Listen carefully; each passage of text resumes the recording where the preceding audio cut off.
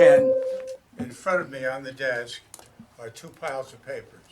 One is tonight's agenda, and the other is a one-page summary of how we conduct the meeting. And before we begin, you can run down now if you'd like, pick up one of each. And then I will have a couple of things to say when we get started about the agenda, even as you see it there.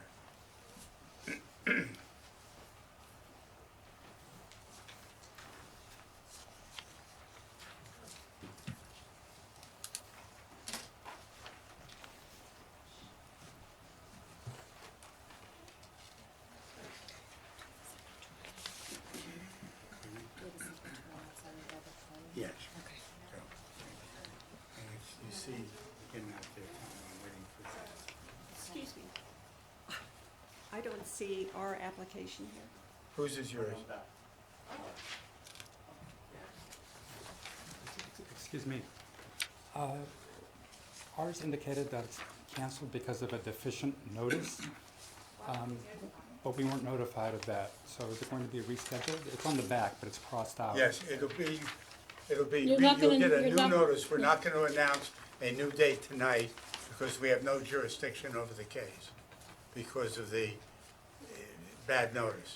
So you will get a new notice in the mail, Thank you. certified mail, Thank you very much. and it'll be in the newspaper as well. Thank you very much.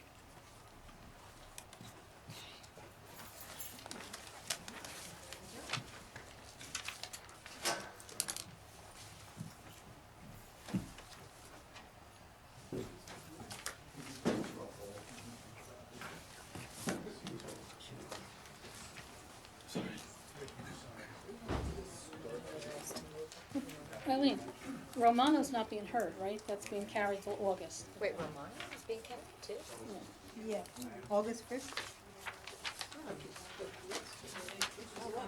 This is, Oh, okay.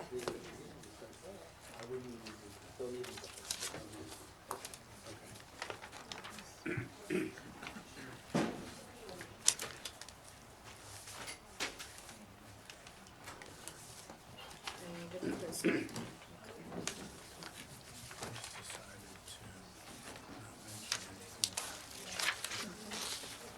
I told him that if he does, we're not going to. And what did I do with my notice? There it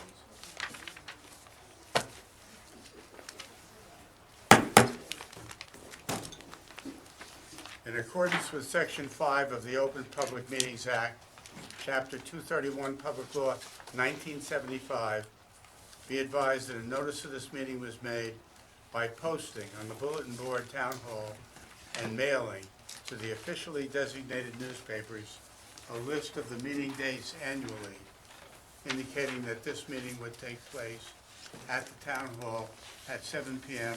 on Monday, June 3, 2019. God bless them. God bless. Jody Sharma? here, Joe Steele? Here.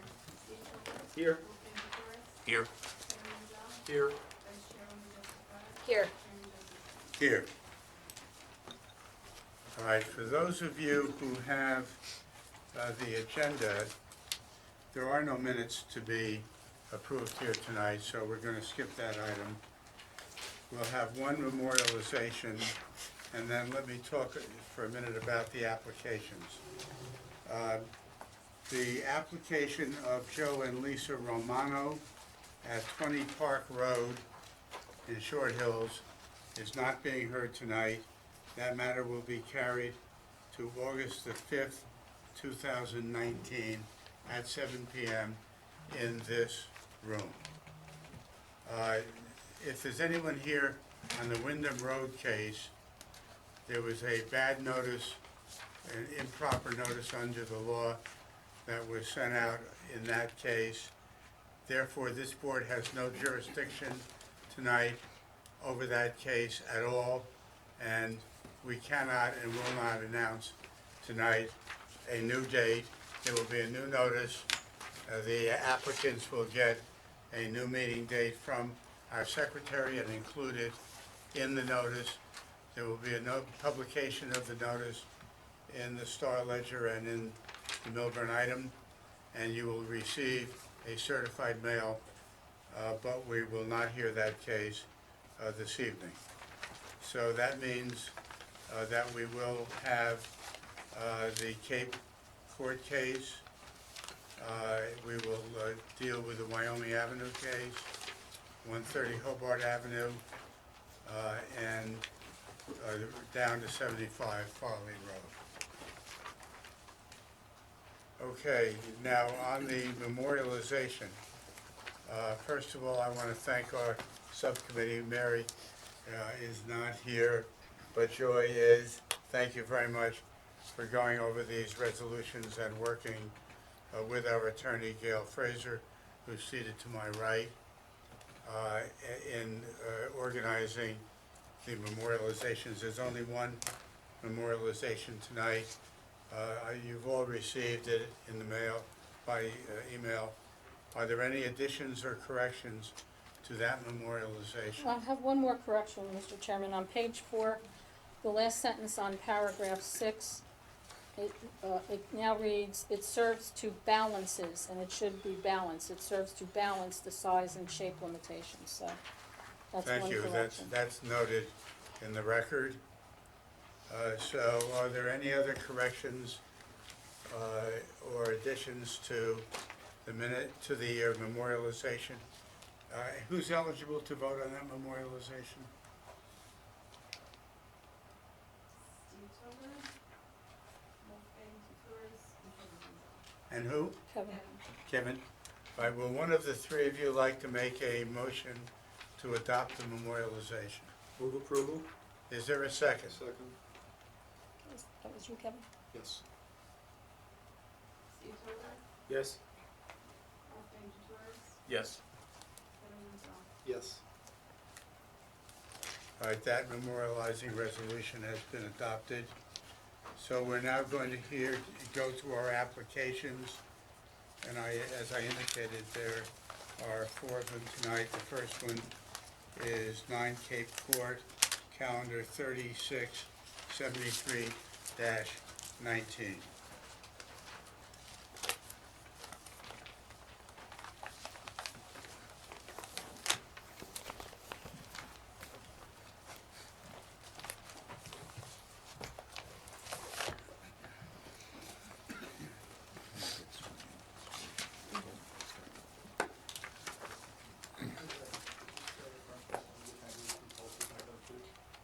Yes. Tyler Foster. Katie Foster. Timothy Klesse.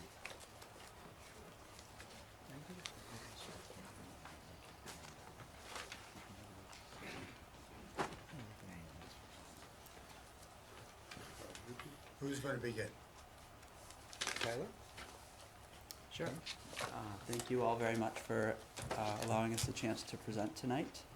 My name's Tyler, this is my wife Katie. We've been in town since 2013.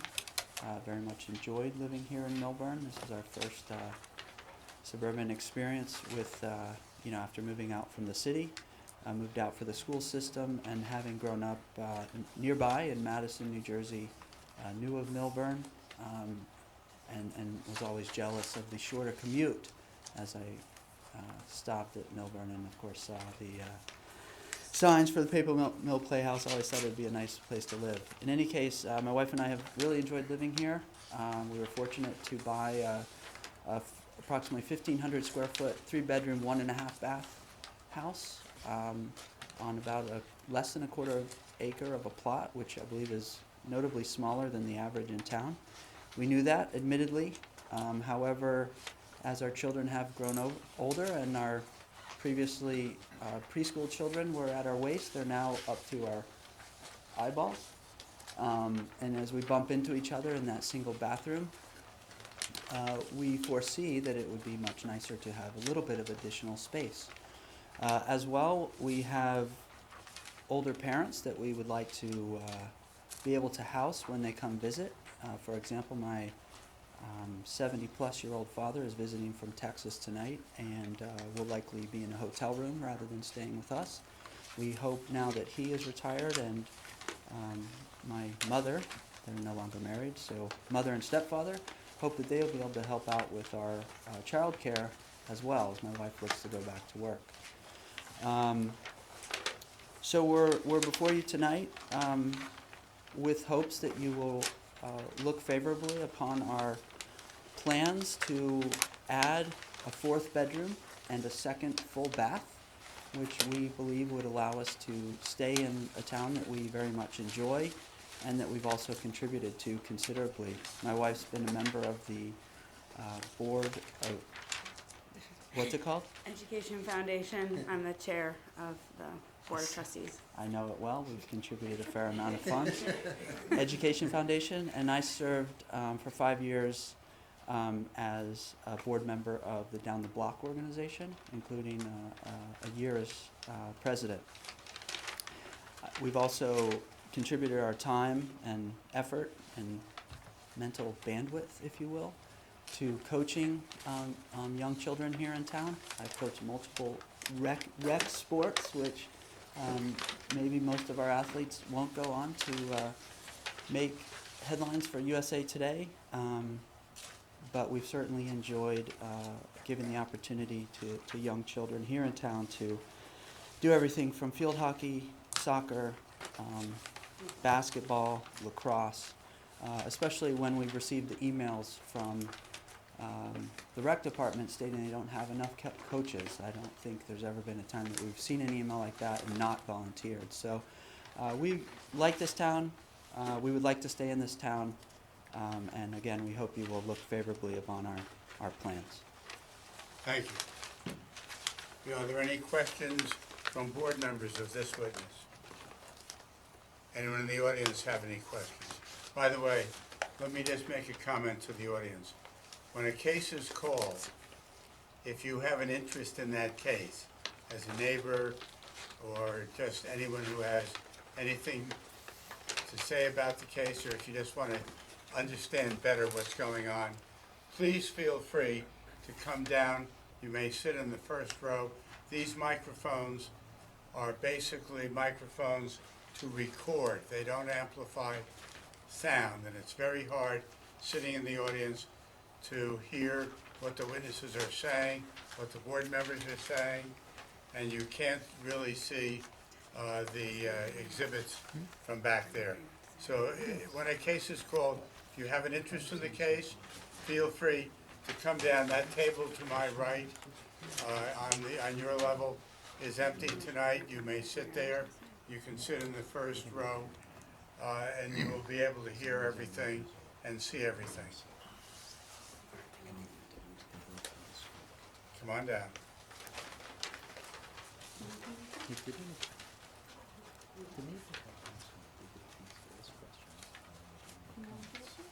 Well, I just have No, this is not the time, just for questions. that's all it is.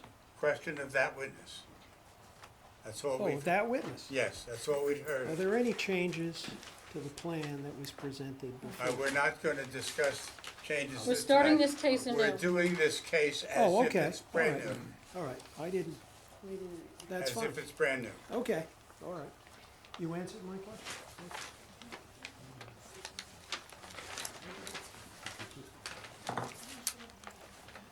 Okay.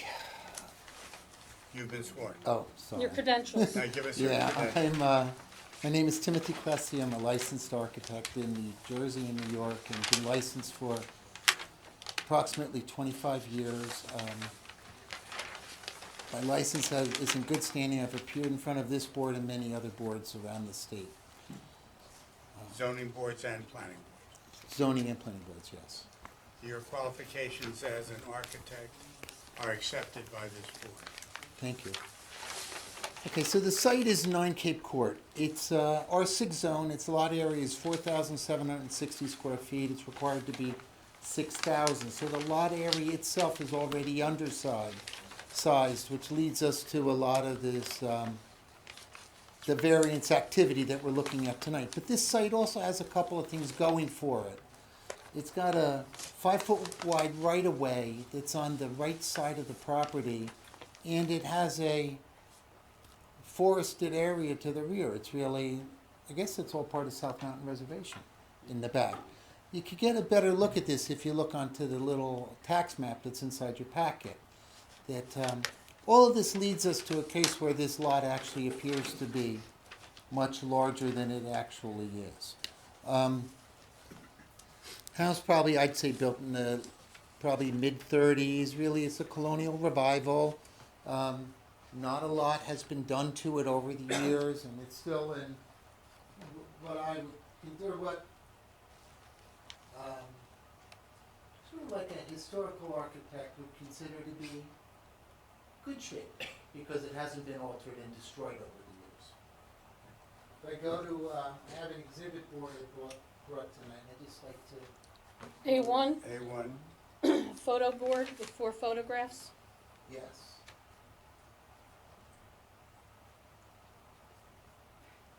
And my first photo A is as if you're coming up the road, right off of Glen Avenue. The building sits up to the left. You can see the forested area in the background, and this sort of large buffer space I'm talking about in the sort of side yard, which for the house is the house adjacent to the house front door, really the side yard. The only work I can see that was really done on this house is that this porch was at one point enclosed. You know, it was previously a screen porch.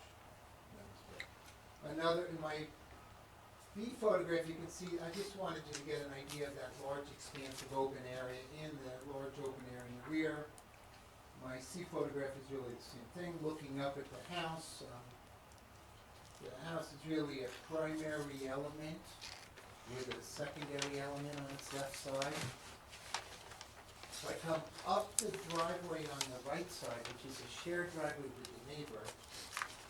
I get up to the end of the driveway in my D photograph, and you can see the existing one-car garage that is approximately, I think it's about 4 feet off of the property line.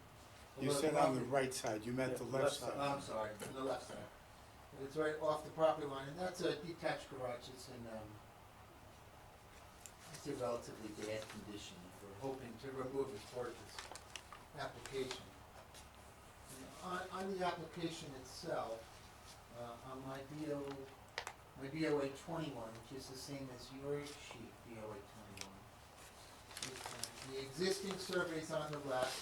You see the porch that was enclosed. The primary building is a concrete patio between the porch, or between the rear of the building and this detached garage, which is 2.5 feet off the property line. If I go to my proposed survey, what we're proposing to do is to add a driveway in the front and really submerge a garage into the basement area. So I added a small roofed area here and added the garage underneath the existing porch. That'll do a couple of things for us. Allow us to get the cars off of the road, allow us to clean up the street, and I don't know, well, I'm sure you saw when we went up there, the street's really narrow, and it's important that the cars get off of the road here. Then the primary building has stayed really where it was. We have renovated the porch, but not added above it, so we could keep the porch as it was. And then we added this 2-story building to the rear, and when I added that building, I tried as hard as I could to keep the building pushed down so that it would visually minimize its impact to the neighborhood. And I can see now that we've even jogged that rear elevation so that we could dormer that building a little bit. Our setback off the rear property line is 5.77 feet, improved off of the 2.5 feet. I'll go to my BOA 22 sheet. On the left side here, this first 8 feet is new. That's the new section of the garage. The second section of the garage is really carved out underneath the existing porch. That's how we created the garage. We came in, created a small mudroom, laundry room, and then our addition to the rear is really crawl space. We have jogged this building so that we could retain that integrity of is the old screen porch. Go up to my first floor, we really have taken the living room, which was, I'm gonna say, about 10 feet wide, and removed the fireplace and expanded into what was the porch, so that we could create a, 18-foot wide living family room space, but left the stair core exactly as it was. So we kept the integrity of the building, put in a new fireplace onto the, what I'm gonna say, looking at the house, the left side of it. Added a powder room, which isn't presently there, and added our building to the rear, where we push the kitchen into, and really helps us to create space on the second floor. The patio is here. And that patio is actually in a side yard. Now we've pulled the patio back so that it's 12 feet off the rear yard, so there's no variance that we're requesting for that patio tonight. But the patio itself in this case is in the side yard, and that really requires a variance, because all of these accessory structures can only be located in the rear yard. Our rear yard in this property is really from the back face of the building to the property line. It would violate the 12-foot, because I'm really only 5.77. So I think the look of that patio is really minimized, because it's uphill. The patio itself is on grade, and it's also, there's quite a buffer between this property and the house next door.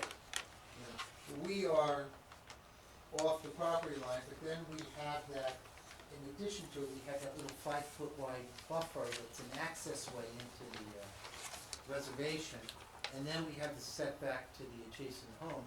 All told, it's almost 40, it's a little over 40 feet between the two buildings. I go up to my second floor.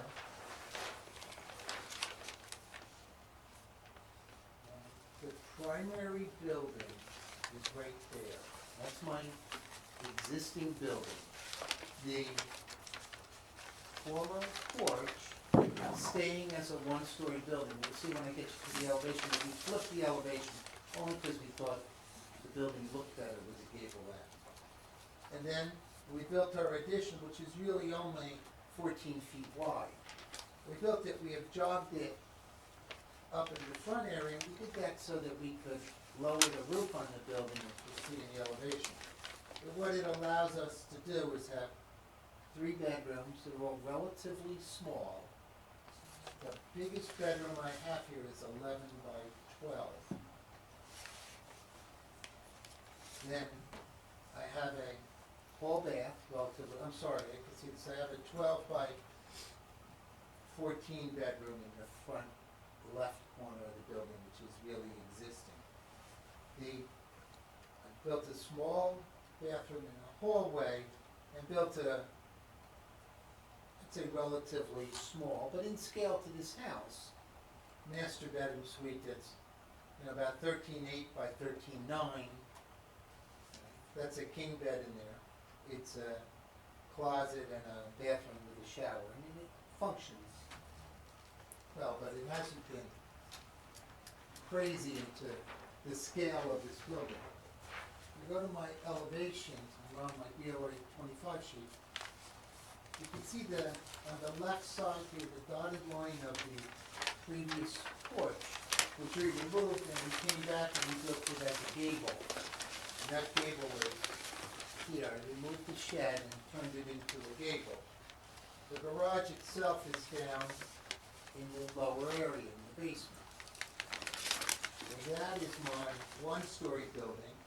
I've retained the primary element of the two-story structure, and we forced down this building on the right side of new addition. And you can see it because the gutter clip here, is at about 5.5 feet. We pushed it down, came back and put the dormer into it, and to make it even lower, we have made this gable, dropped it, as low as I could, so I got it 3 feet lower than the existing gable, and then I built this shed. I'll show it to you as we go to the rear elevation. And we did all this just to make it scale down into the building. So, if you look at the rear elevation, this building could really be the same size as the primary element. But what we did is we sort of bifurcated the building into 2 sections. There's the core that's here, which is the bathroom and the closet, and the core area that's the bedroom itself. And we gabled that, pushed this roof in, and then we're able to shed into it. And all of that led us to be able to drop this roof down about 3 feet lower than the existing ridge of the home, and also pushed it back so that this sort of secondary building will really look secondary to the elevation of the facade. And that's, I guess I can take you to attachment E, if that's okay. I guess the best attachment E to work with is the one that's within a letter that I wrote? No, Okay. Can you'll I? have to give us testimony. Okay, okay, good. The, a variance for the front yard setback, it's existing at about 25.91, and the proposed to be is 13.61, which is actually kind of in scale to this neighborhood. And it's down in this basement area. It's actually below grade that when we talk about that. I think you mean 15.61. Oh, I'm sorry. Yes, it's 15.61, I'm sorry. The second is rear yard unoccupied, and this site has a rear yard unoccupied problem. The building location is, yes.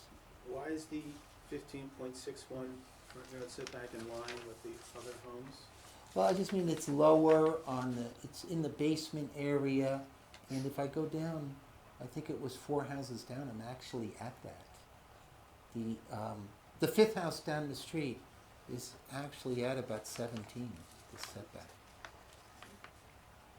But the rear yard unoccupied is, by ordinance, 25% of the total lot area.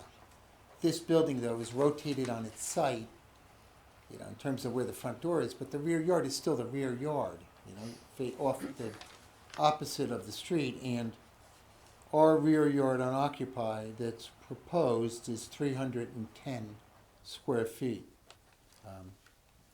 whereas the existing is about 672. And that's because the garage is within the rear yard unoccupied area. The rear yard setback is really, I don't know how that can be. The allowed is 17, and our proposed is actually 5.77. So the deviation there is 11.23. But there's no neighbor behind us. There's no development that's going to occur behind on this site. Right? Building coverage itself is a deviation of 175 square feet, which I think is pretty amazing considering the fact that the lot is so undersized. Right? It's only a deviation of 175 square feet or 3.7%. So the rear yard setback, is it, you mentioned revised proposed is same? Well, No, wait. yeah, it's confusing, I'm sorry. You ignore that letter because we're only treating this as a new case. Treating this as That's a- why you have to listen to the testimony. This column is not, Yes, Ignore that. Ignore that entire exhibit. Yeah. The It's not rear an yard- exhibit, it's not part of the case.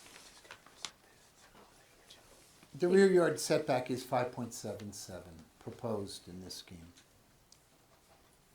The FAR that's proposed tonight is 350 square feet over. It's I'd say relatively, I hate to say this, but I'd say it's relatively minor considering the small scale of this site.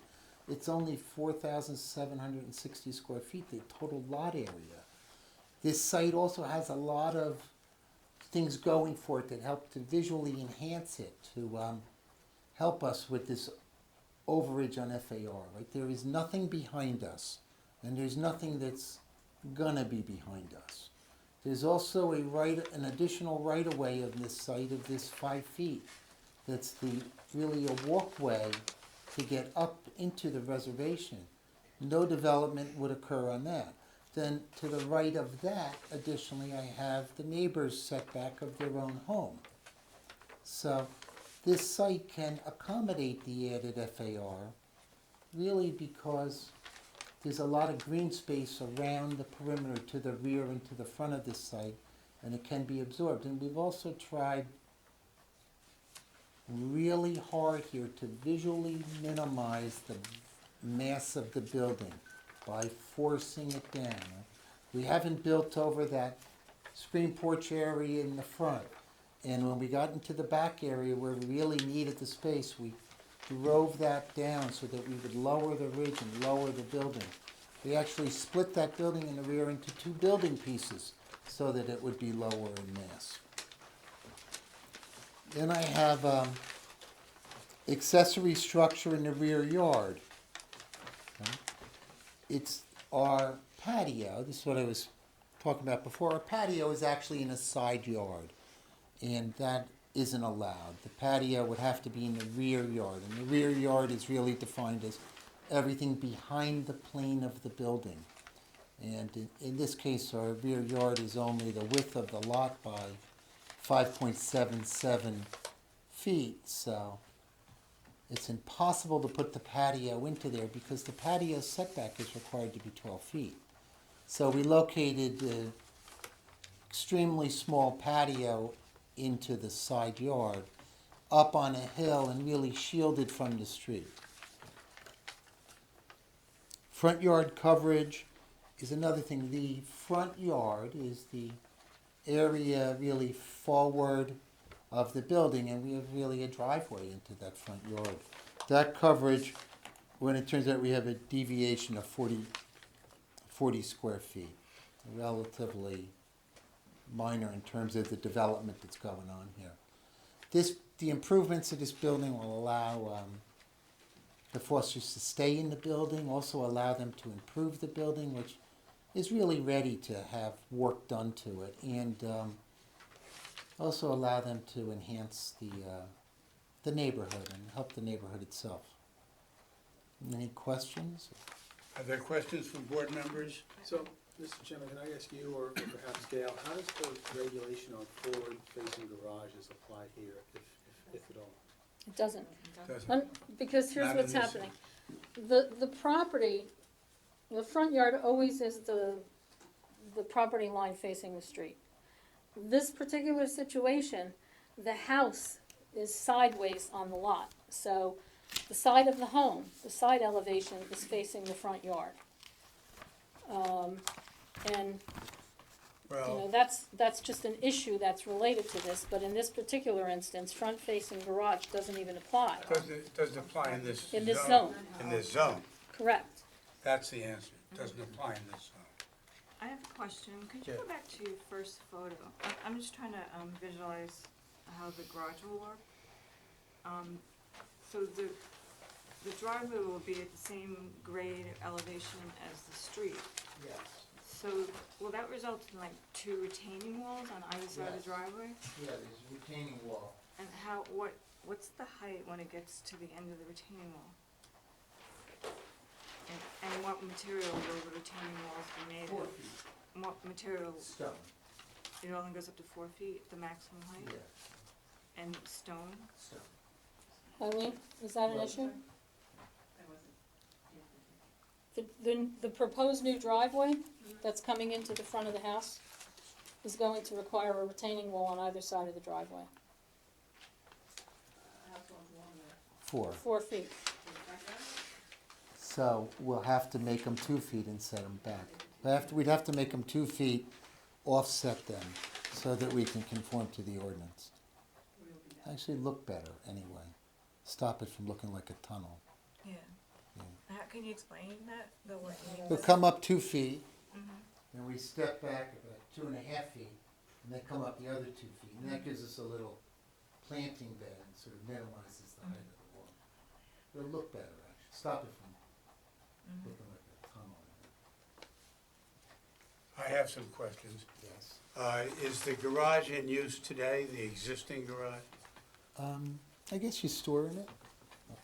Other than for storage, is it used You use as a the garage parking? 2 cars? No, it's tilted at an angle, we wouldn't feel safe keeping a car in it. I have another question, I'm sorry, you have other questions? but go ahead. You can- Are there other homes on Cape Court that have garages in the front? Yes, there are 9 houses on the street, 7 of them have garages on the front. Ours is one of the 2 without it. The other one has a garage in the back that does indeed face the street, but it's Okay. set back. Good. And is the proposed garage a 2-car garage? It's like a car and a half, really. I guess if you had too many Coopers, you could fit them in, but it's not. You couldn't get 2 cars in the garage and exit both vehicles. It would be difficult. Okay. I mean, if there was a lot of snow coming, you wanted to get it in. How wide is the proposed garage in the front?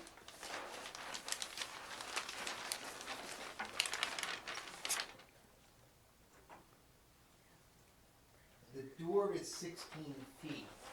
The inside of the garage is about 18 feet. So it's not as bad as I thought, actually. It's a shared driveway. Now that, well, the proposal suggests that the old existing garage goes away, what happens to the shared driveway? It just stays? Well, it's part of our lot coverage, so we No. kept it for now, even though we're still under on lot coverage. But it's really access for the neighbors, so we can't remove it Right, that's- from our side. Maybe down the road, the neighbor is talking a little bit about doing some work, so maybe down the road, something could happen where the driveway can move. But we can't just pick it up because it's, No, I know, but does that like cause a conflict in terms of ownership, that that's on one side? That neighbor has 1 garage in the back and 1 in the front. They currently use the one in the front. A different neighbor might feel differently, but So it has to currently they remain. don't use it for a car.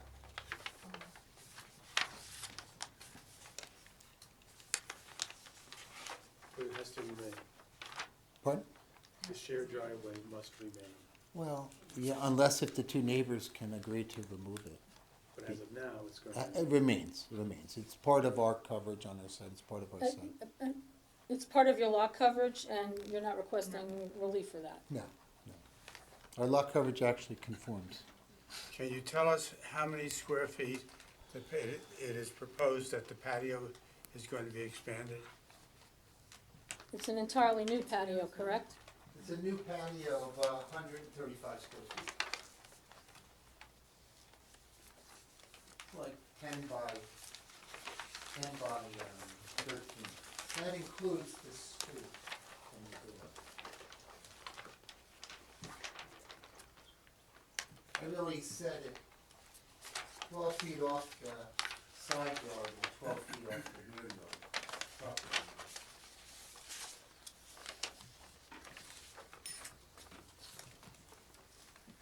Are you removing some of the existing front concrete walkways? Yes. Some of that walkway, this walkway is actually on the right of way. So we removed the walkway going the rest of the way and went to Blue Side. So the walkway that goes to the enclosed porch, Pardon? the walkway that goes to the enclosed porch is going away. Yes. We removed that large front walkway and the walkway that was going over to the church. We removed the concrete that was in the rear, between the house and the garage.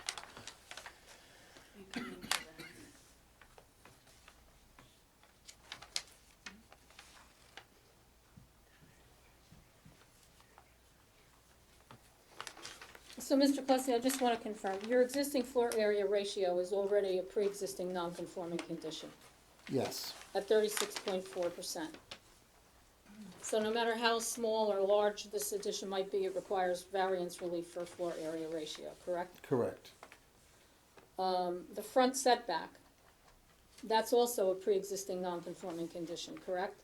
Yes, And is that also true with the rear yard unoccupied? yes, Now, the only way you could put a patio in the rear where it would be conforming is by not putting on the addition, yes. correct? Yes. Okay.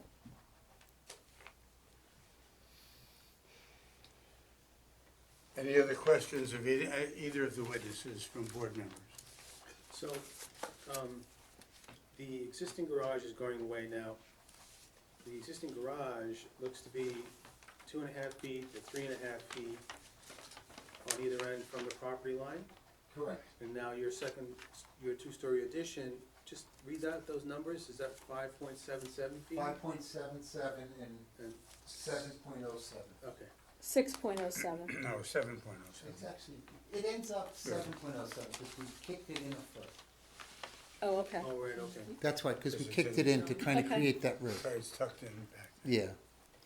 So on BOA 22, can you give some testimony on the existing furnace, and are you putting a new furnace and water heater? Just tell me again, I'm sorry. BOA 22, Yeah. so can you give some testimony on removing the existing furnace?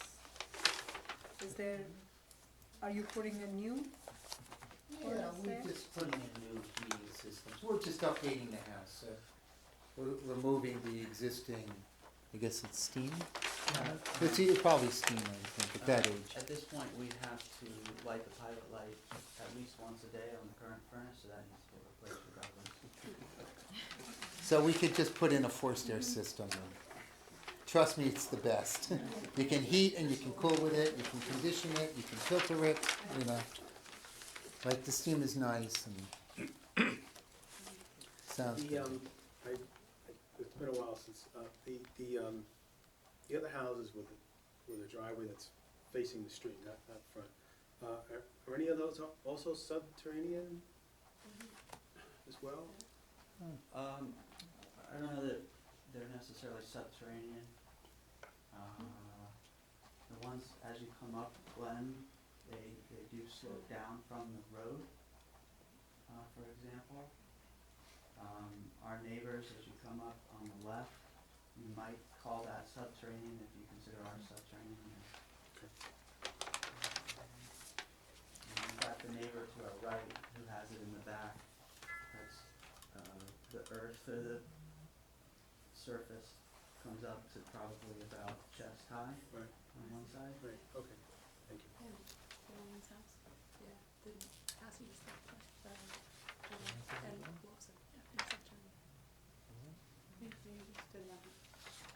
Is there anyone else on the board? They're actually telling me that. Would come up and- Go ahead. The joke is because I did the house. That's the joke. So the house that he just recently did, the garage is subterranean. Which house? I'm Coming sorry. up. Across from us on. On your street. On our street. It's also on, where you turn in, it's the one on Glen Avenue. Yeah, it's probably 4 Cape Court, right on the left as you come up. It's really the corner house. Yeah, We were here probably, 4 years ago, I'd say. right. Any other questions from the audience? This is the time for questions only, not statements. Any questions? Now, is there anyone in the audience who has a comment he or she would like to make? You need to come forward, give your name and address, and be sworn. Yes, thank you. Raise your right hand, do you swear firm testimony you can do truth, whole truth, and full truth? Yes, I do. Your name for the record, spelling your name. Margot, Margo, last name Strauss, Strauss, maiden name Goldberg. I purchased the house under my maiden name. I live at 6 Cape Court. I am one of the more subterranean homes on the street. I actually grew up in Millburn. I was born in 1986. My parents were in Short Hills up until 2017. I purchased my home in 2014 because I decided I wanted to move back here with my family. excuse me, a little bit nervous. Where is your house in relation So to the house that's under consideration? So the Fosters have the luck of being at the top of the T. When you're facing the T, I am to the right, and I am all the way at the end on the right side. I am adjacent to Glen Avenue. Okay. When you're facing this house, Yes. where are you? When you're facing their house, well, their front is sideways. Also, mine is sideways too. When you're facing their house, I am to the right, and I am on the When right. you're facing their proposed garage, where Yes. where is your house? To the right, I am down 2 houses on the right. I'm at the end of the street. I absolutely love having the Fosters as their neighbor. I am here in full support. Actually, the neighbor that shares the driveway with them, she's watching all of the children right now because we all support this. We want this project to move forward. We love the idea of not just the aesthetics and improving that on the house, making it more family friendly. We love the idea of keeping our neighbors here. For us, that is the main reason too why I moved back to Millburn. In addition to obviously the great education and the great community, the easy commute, all of that, for us, we really found a home on Cape Court. I love having Henry and Karen around. We were joking around that I'm going to be playing lacrosse with the kids. And it's really nice for me they're on the weekends, because it is such a cul-de-sac and it's really safe, that T at the top. Every day you will see my daughter or our neighbor, the shared driveway, you will see our kids scooting back and forth. You'll see their kids outside playing lacrosse. Our dogs are outside. It's a great little sense of community, and we do love having them here. But we understand logistically, it is a really tight squeeze. And we support that. In addition to just the personal tight squeeze in the home, the garage is something that we really support. Katie and I joke because I am the neighbor. I don't know if you remember a few years ago, there was the car that rolled into someone's house on Cape Court. That would be mine, because it's the unfortunate nature of the street. There is that slope that you're going to hit, but the idea that we're going to be able to get more cars in garages safely and flatly, I fully support. And especially in the winters, one of the unique things about our street, as a private road, we do pay for our pavers and our snow plow. They will not plow the street unless every single car is off the road. So we need to have garages that all of our cars can fit into. And in this day and age, it's no longer the Mini Coopers that you get side by side. You need to have I can only buy a certain type of car to fit into my teeny tiny garage. I can't open the doors. I have to crawl out of mine as small as I can. My kid has to wait outside for me to get in and out of my garage. It's so small. So in addition to all of everything that they're asking to do, I'm asking as their neighbor, as their friend, that we would really love nothing more than for everything to be approved for them. And I know I know there were a lot of questions about the shared driveway, everything in that. I can attest to the fact that they do not use that driveway. If anything, there are times that I have parked there. When we were talking about the snow, that is a place that I would have to park my car sometimes. And they are watching my child so that I can be here. Another credential I didn't make, I am also an attorney as well. I'm familiar with the plans. I actually also work at a local business as well. And I'm really all about this community, and I love the Fosters so much, and I really hope that you guys take my statement into consideration and strong support of this application today. I have a question for you. Please. You say you're familiar with these plans. Do you believe that if this board were to approve these variances and this house was built in accordance with these plans, that it would detract in any way from the neighborhood? No, the way that the home is situated, I also have the only other sideways facing house on our street. Is that right? Or no, Susan's might also be sideways. There's 3 sideways houses. So I understand that the way that it is building towards the back and up, I think that's going to be seamless.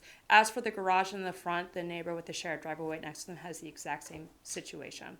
It's going to look very seamless. I don't think it's going to be so big. It is so far set back.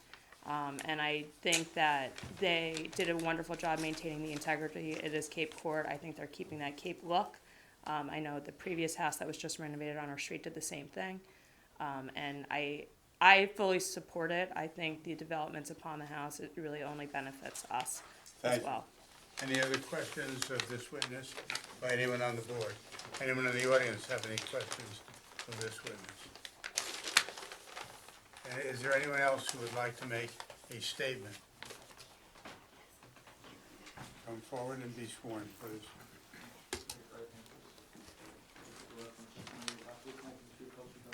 Yes. Margaret Meyer, M-A-R-G-A-R-E-T, M-E-Y-E-R, 7 Cape Court. Where is your home in relationship to this property? As you face the Foster's property, our house is the second house or the last house to the left. To the left? Yes, Second house to the left. yes, Okay. which happens to be the last house on that street. Okay. Yeah.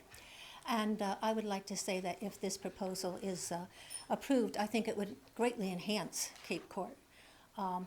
First of all, the way it is now, I'd have to say it's a little bit ugly because the Fosters are very considerate, and so they park their car as you come up Cape Court. They park on part of their two wheels are on the grassy area there, and the other two wheels are on Cape Court.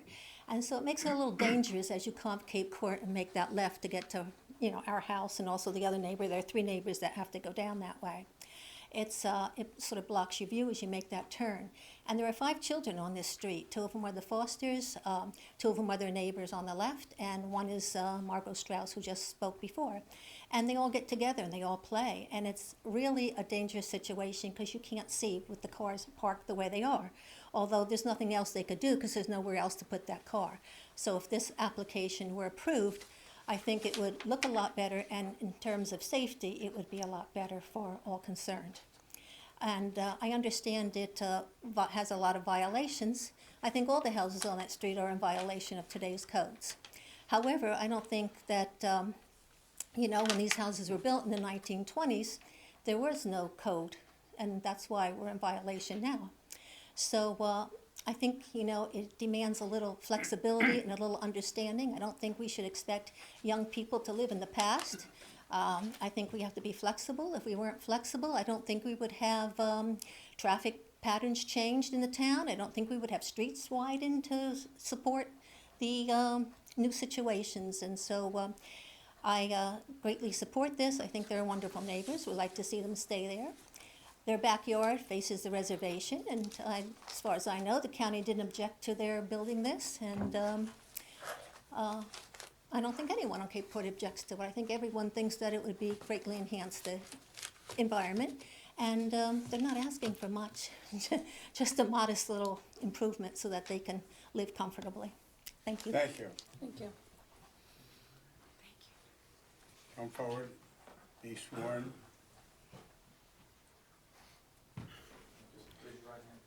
Sure. Yes. My name is Frank Meyer, 7 Cape Court. You just heard from my wife. In listening to this whole thing and knowing the location, there is absolutely every reason to grant this application, and the only reason not to are the rules that I understand have to be respected in most cases. But I think the big item here is the fact that you have the reservation behind you, and that changes everything. That makes this street. And so we would very much like the Forsters to remain. And I think we got a great community where we are on Cape Court. And so we ask that you approve this. I know our house is in violation. It has been from the beginning. They all are. But, okay. I think that what they're proposing is not going to affect the appearance in the front. It's certainly not going to have any effect in the back. And so I think, again, there's every reason to grant it, and really no good reason to deny it. Okay, thank you. Thank you very much. Anyone in the audience have any questions for any of the speakers who just were heard? Any other statements from anyone in the audience? If not, I'm going to close the public portion of the meeting. And board members, let's hear from you if you'd like to speak. Well, I would say that the improvements are just bringing the home up to more of a standard that we see more often in this neighborhood, in this township, so that seems reasonable. And I'm very moved by the testimony regarding the safety of the street and the need to get cars off of the road, the number of children that play on the road, and issues related to snow removal. So I could be in support of this application. I would also be in support of this application. The only one concern I have that I would like, if it was to be approved, to be part of it, would be the retaining walls along the garage, that they would tear back, and depending on the height, they may even require a rail, talking about safety, about a child falling down. That would be the only hesitation I have, but otherwise I think it's a really well-done application. Anyone else? The thing that crossed my, a couple of things that crossed my mind, you know, in looking at and observing the property, is that the house to the left does indeed have that front-facing garage, so it's a similar situation, but it seems to be smaller than the one that's being proposed in this case. In addition, I think that other house is a bit more set back, so there's a lot of landscaping that leads up to it. It's very visually appealing. I think in the proposed case, there's going to be, I think the garage as it's proposed is going to appear somewhat bulky, perhaps. But on the other hand, having driven up there a couple times and experienced the narrowness of that street, the safety issues that are going to be alleviated through having not just the garage, but also I think it's like a 15-foot driveway there too. I think that's a big addition to the neighborhood. I'll speak if I can for a moment. Any of these variances that deal with the rear yard don't affect me at all, because for the very reason that the rear of this house is really the reservation. So looking at it from the street or even walking back there, it appears that there's a rear yard that is the size of Yankee Stadium, or is there a Yankee Stadium anymore? I don't know. I guess there is. Also, the front yard setback, if you imposed the 40-foot front yard setback on this street, you would have to demolish the front of almost every one of the houses. So I think that also, in terms of the front yard setback, doesn't concern me at all. The building coverage and the FAR do concern me a little bit. The FAR is not inconsiderable. 36% is the maximum in the district, and we're talking about a 7.4% increase over that on a percentage basis. That's about 20%. That's not inconsiderable. On the other hand, this is a very, very unique part of town. I've been in this town for 52 years, and I am familiar with Cape Court. It is a very unique part of the community. And here too, if we were to enforce the FAR floor area ratio maximum, there would be really probably no way that any of these homes could be improved at all. I think that I should state, and our council will back me up, is that this board cannot and should not ever take into account personal matters, like people like the town, they like to live here, they have friends here, the kids play, etc. We're a land use board, and we are concerned about imposing or making sure that the township standards that are imposed on districts by law are only, that the only variations that are permitted are those that can be supported from a land use point of view.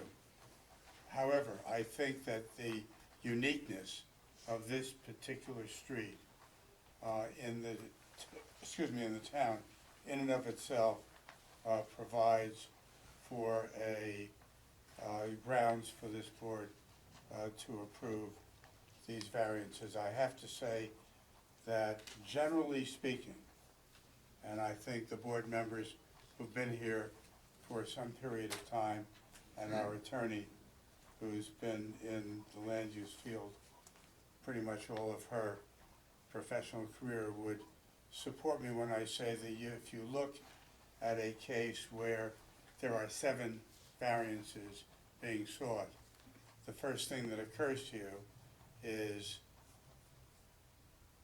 there's got to be too much house, too much improvement on the property for especially a small property like this, if there are 7 variances being required or being sought.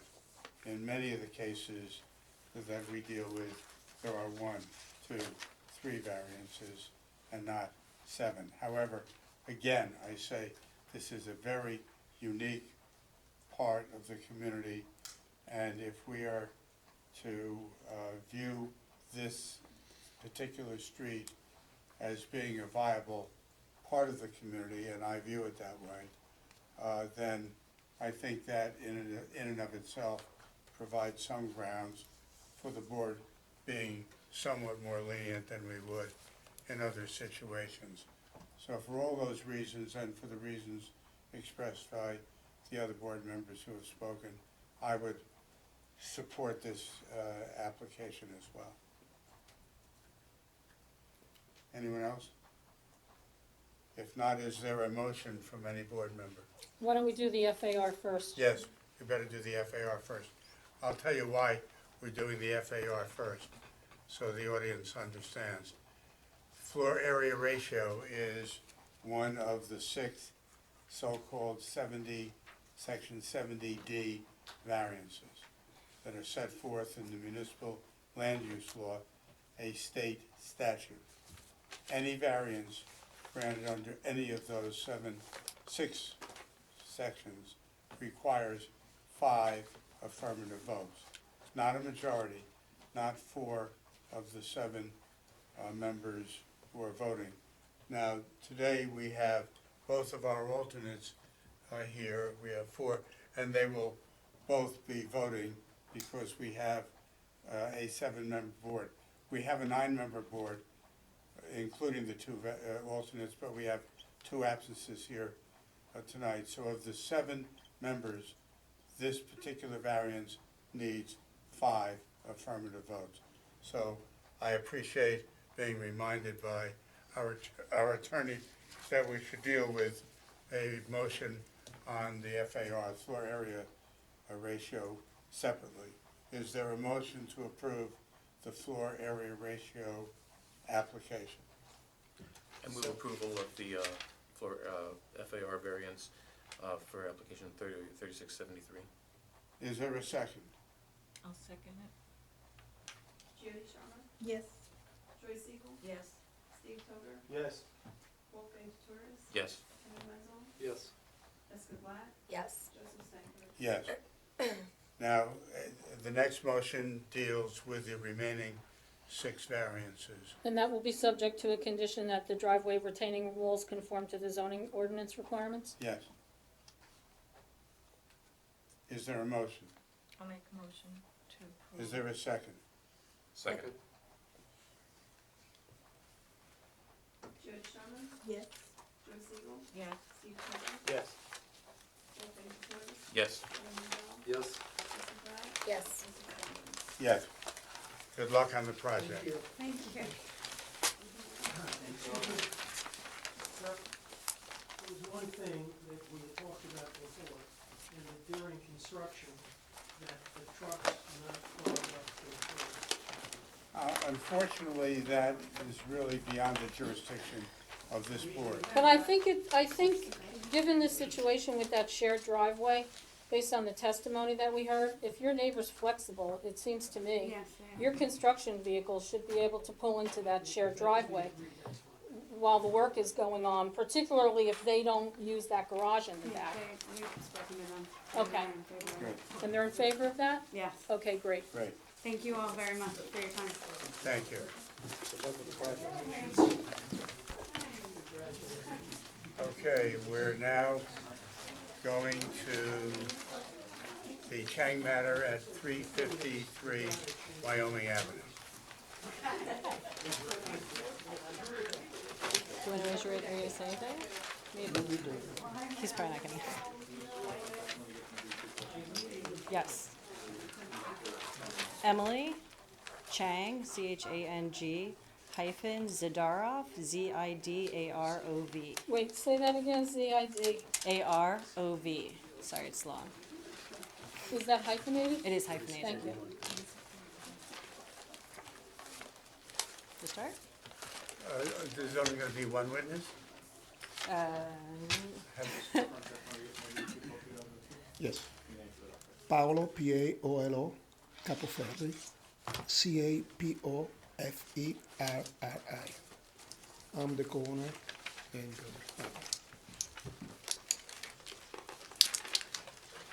Proceed. I start with credentials, correct? Pardon me? Do I start Yes, with credentials? Yes. So I've been a licensed architect for 11 years in New York and New Jersey. I'm also a LEED accredited professional and a member of the AIA. My graduate studies were in Southern California Institute of Architecture in Los Angeles. I am the architect and the co-owner. Your qualifications as an architect, have you ever presented before a board in New Jersey? Not in New Jersey. Nonetheless, your qualifications are accepted as an expert in architecture. Thank you. So today I'm here to ask for a variance in regards to side yard setbacks for 353 Wyoming Avenue in Millburn, which is in an R5 district. The existing dwelling is non-compliant with the ordinances, and we do not intend to increase our level of non-compliance.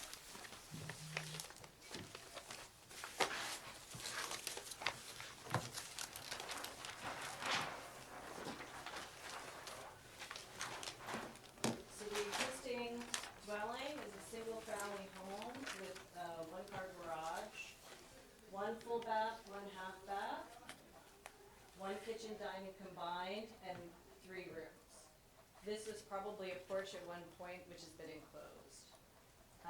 Can you refer to which drawing that is? A-1. A-1?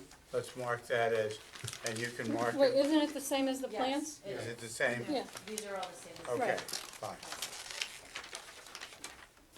So unfortunately, the current dwelling is dilapidated with clear and visible signs of rot in the siding, roof eaves fascia, masonry staircases, and window frames throughout the exterior.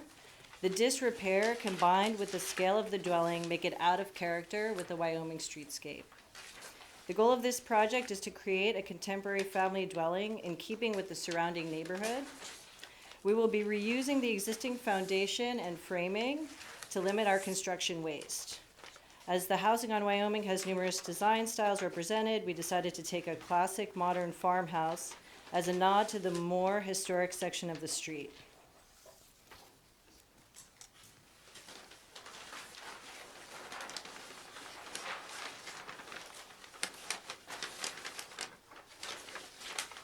So in the basement, we will maintain the one-car garage. We have, currently the utilities are kind of floating in this space. We're going to create a fire-rated utility room as well as a storage room. We'll keep the bathroom in a half. We're gonna add a shower. We're retaining the utility sink. The first level, in which we're taking the entry stairs from the street, we're going to transform the kitchen dining into a mudroom and study. And then we're going with an open plan concept for the family room.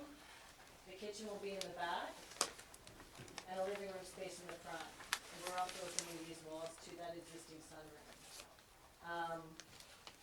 We're also adding a second story to create a bedroom level, which is more in keeping with the needs of a family. There are currently going to be 4 children, 2 permanently living here, 2 other who are older adult children.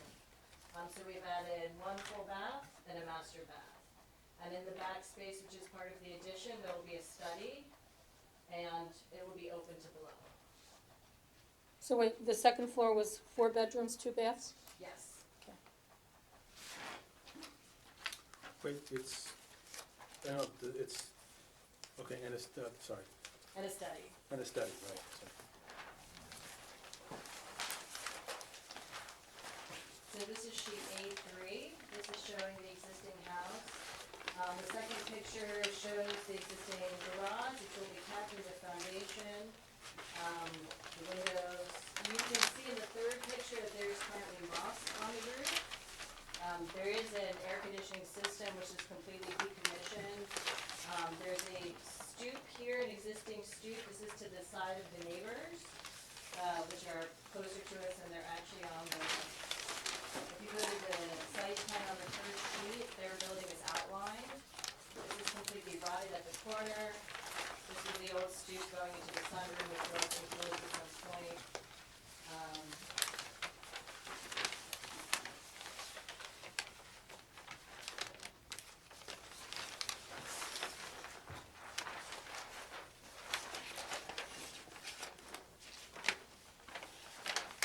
So as mentioned, the proposed is the existing foundation, the approximate existing window conditions.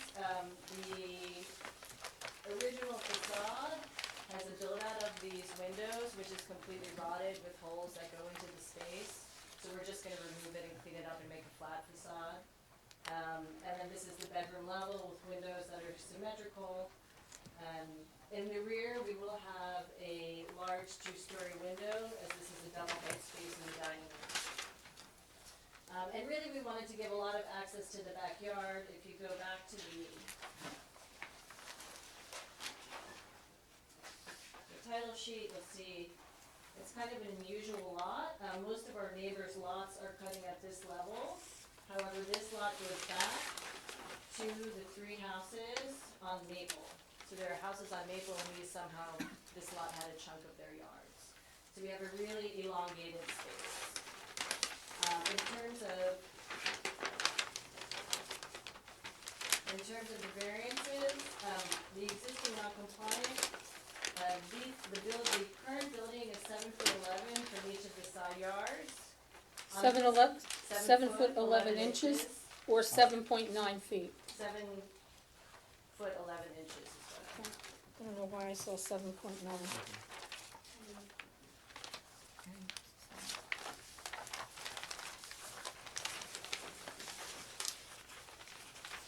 I don't mean to interrupt you, but just so that you know what the board is looking for. When applicants come before the board seeking side yard setback variance, the board is very interested. First of all, you can assume that probably everybody on this board has been to the property. Sure. And seen it. But we are particularly interested in what lies beyond the property line. Okay. When people ask for invasion into the required minimum side yard setback, we are interested in knowing to what extent are you likely to be annoying or otherwise impinging upon other people. Okay. So if you can focus on that, Speak on that we'd a little bit, appreciate it. sure. Okay, so to the north, our neighbor actually has their driveway set to this side, and their house is in a double wide lot that's set off to the other side. They also have very tall arborvitae, so we have almost no visual communication between the 2 houses. And where is the driveway with respect to this house? So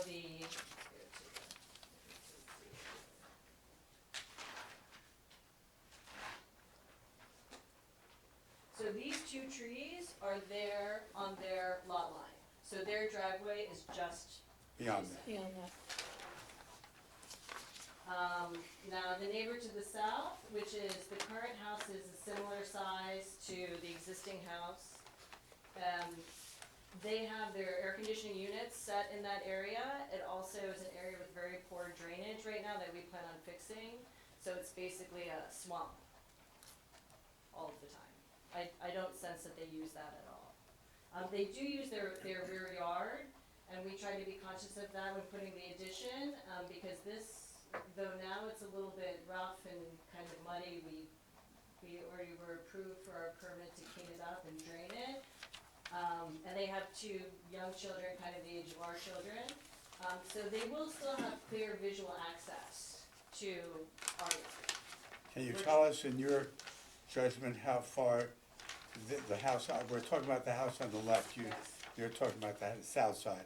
As you face the house, it's the house to the left. Correct. Can you tell us how far their house is from the nearest wall of their house is to the property line? It And that's seems the- to be about 8 feet. About 8 feet. Correct. That appears to be consistent with the survey in the package. Correct. Now, please note that we're only at 8 feet where the sunroom bumps out. When we get to the enclosed staircase up to the study, we're at 12 feet, and when we get to the actual proposed addition, we're at 15'6". So our property is continually pushing back into our yard. This is really more, again, we're keeping the sunroom, we just have to reside it. And this staircase is actually a dilapidated existing staircase. There's a dilapidated foundation that we'll have to fix, and then we're gonna build a staircase along the side to go up to the studio. The survey is where I got the 7.9-foot side yard setback. Oh, I'm sure that is Yeah. correct then.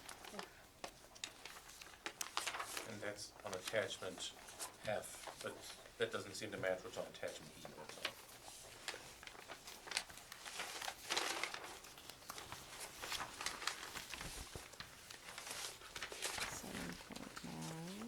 Yeah, I have this.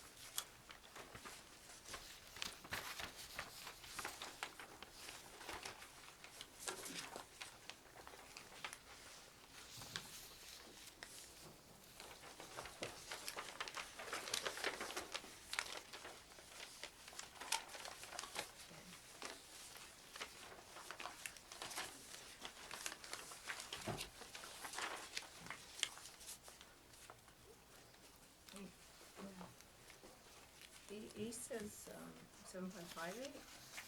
That's the proposed. So when we filled out the zoning calculation form, we really used the most restrictive, which was, I guess it's the 7.9. On here, it was translated to 7'11". But as mentioned, this neighbor, which is really the one that's going to be at all impacted, you know, this is an existing structure, and then we get to 12 feet. And if we go to the specific sections of the variance, the first one, in which, because we're in R5 up until 18 feet, we're only required to have 12 feet. The 11.7 is pretty much right there, we're talking about inches. The second one, which deals with the higher above 18 foot, you know, again, we have a little bit of a sliding scale here because we have the existing structure at 7'11", and then we push back and we push back further. The most restrictive calculation is 16.6 is what would be required. And then for the combined lot, which is the third, the combined lot width of 35%, again, if we go with the most restrictive, we're at 32%. So if we were to take some average between these, we would probably be pretty close to 35.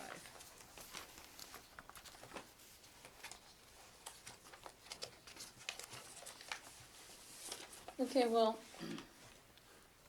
Can you tell us if, Eileen, can we have you sworn in? I'm looking at your attachment B, because you indicate the side yard setback for the first story, proposed is 7.58 feet on the right side. I think this says 8.28 feet on the left side. It's a little light colored, so it's hard for me to It's either a tell. 2 or a 3, I don't know where it is.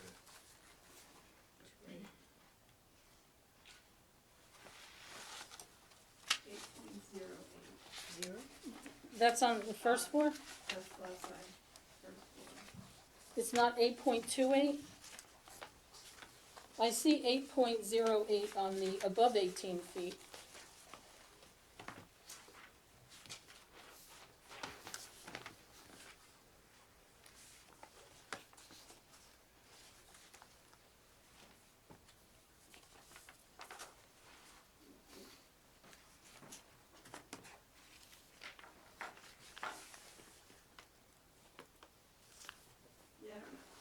I'm trying to figure out, I don't have the paperwork that Well, maybe the witness can tell us. Well, what I'm trying to point out to you is, your survey indicates the existing side yard setbacks are 7.9 feet. You testified that you're using the existing foundation. Correct. And then your plans suggest that the proposed setbacks are gonna be 7 feet 11 inches on both sides. It's just the math is So- wrong. So my point to you is, if the board grants you a variance for 7 feet 11 inches, and it turns out you're less than that, you're gonna have a problem. Got it.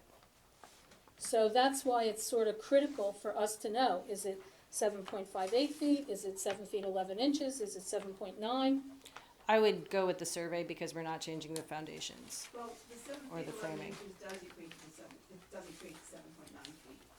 That was my 7 feet 11 inches, okay, so then but you don't know where you got the 7.58 from? It didn't come from the survey because, unless I measured it, because there's nothing in, doesn't in the survey.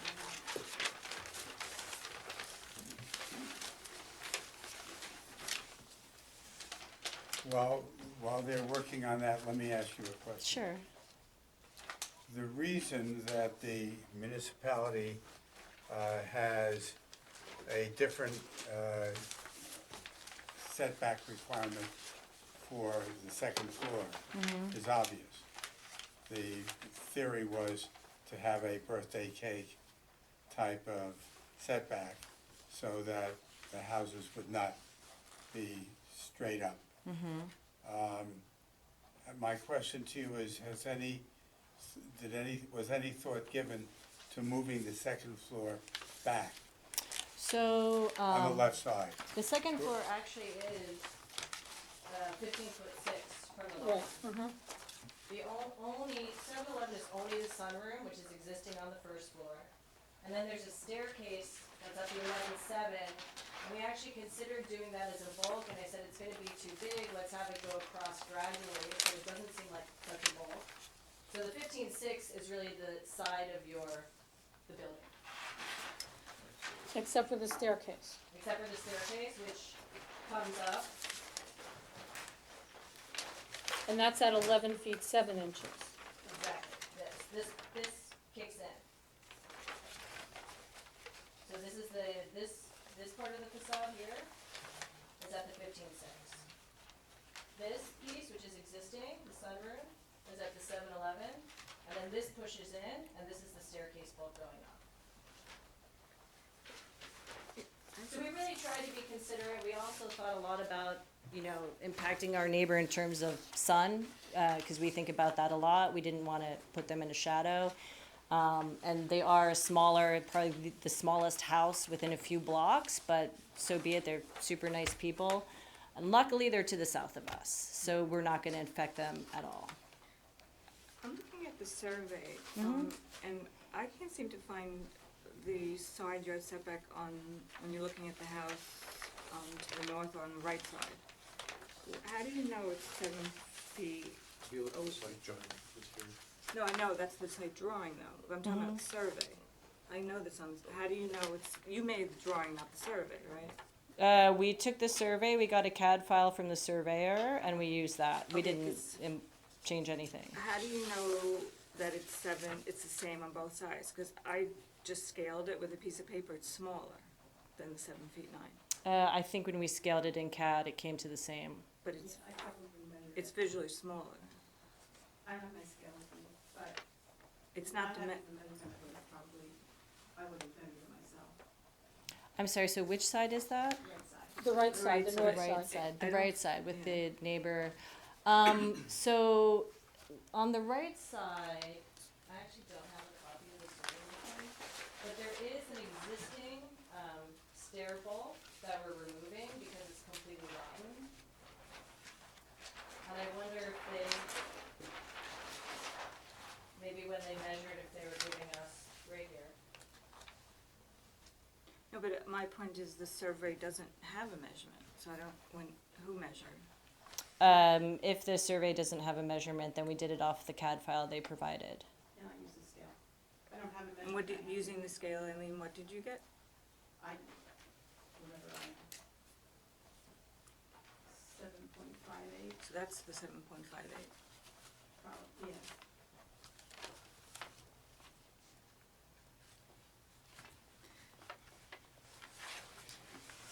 So your calculations are based on the 7.58 or on the 7.9? No, they're based on 711 because that was the Was it dimension off the CAD file, 7.9? the AutoCAD file, yes. So we're not really looking at the true numbers then? Pardon me? We're not really looking at the true numbers. Yeah, probably not. Do you mind if I look at the survey for a second?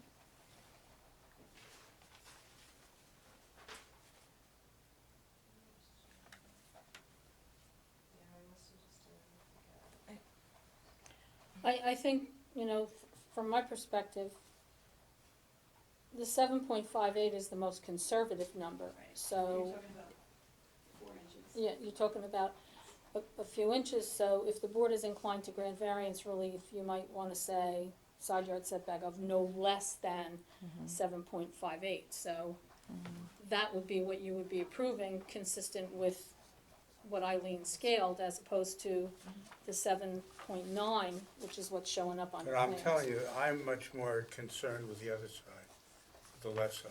Yeah. So The house is a lot closer. the proposal is 8.08, if I can read this, and it's very hard to read this.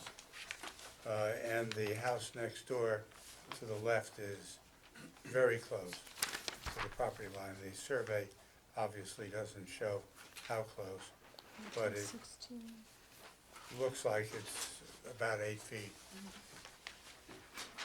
from the property line. And I'm concerned in particular with the second floor.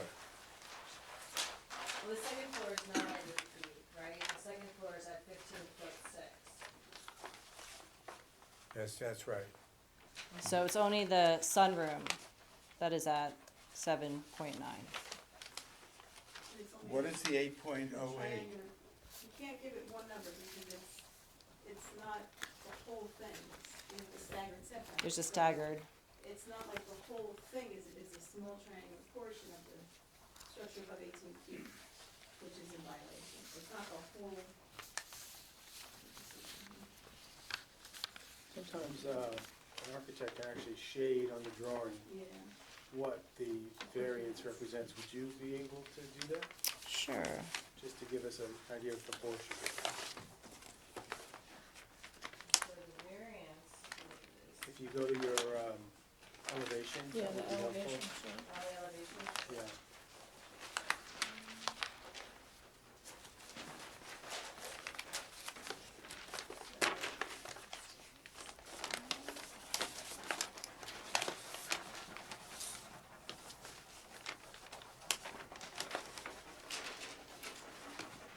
So that's the 7.9. 7.9.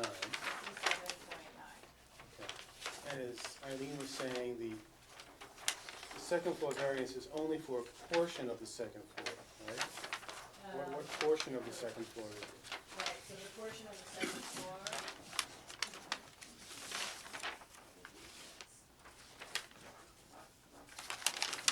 Do we need to mark this now? Well, I think we do, because my sheet A4 doesn't look like Doesn't look yours. like that. And Yeah, I also was it should saying just the wrote same on it. thing. Ours are different than that. It's completely The different. coloring. Coloring. So we'll mark that as, Well,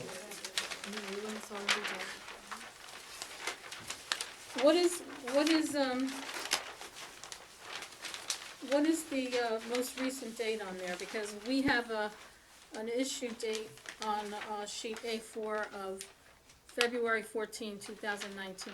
That's what the date is on this one. That one is just, ours is not colored in, it's just, we have this line going for ours. This is what it is. Yeah, the shading, you don't have the hatch, but it's, I mean, it's just to show it's a homogeneous material. It's the siding's not shaded on yours.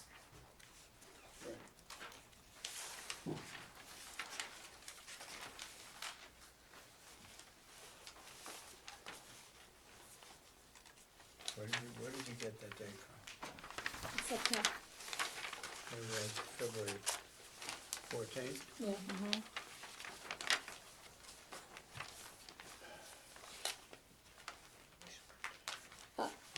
I'll confess, I'm still Yeah, I confused. think it's gotta I don't be- know whether it's 7.58, what's 8.08 versus 7.9 feet. I'm not sure what the board's being asked to bring. So, I guess you're saying this part is. We can't really see that from here. Do you have a magic Let me see marker? what I have.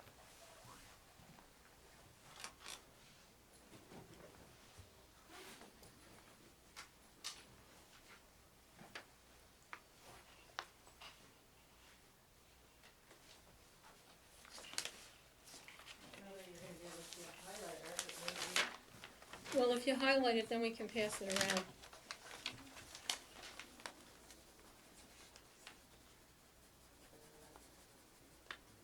And just to clarify, that section it's existing, right? I mean, the This is sunroom, existing. No, the sunroom right there sunroom is is existing. existing. Yes. And that staircase is gonna be at the same distance from the side as No. the sun. No. No, it's setting. It's actually, you can see Yeah, here, it's set you back. should shade that in too. Yeah.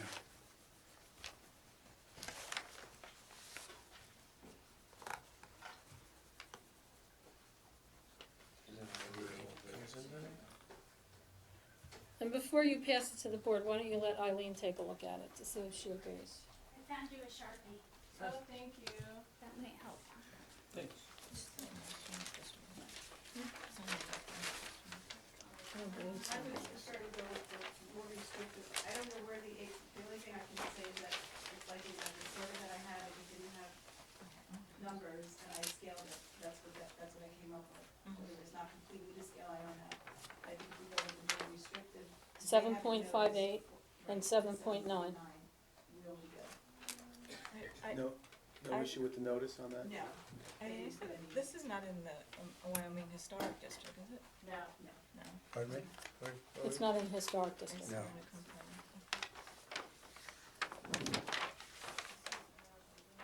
It's good the notice wasn't specific.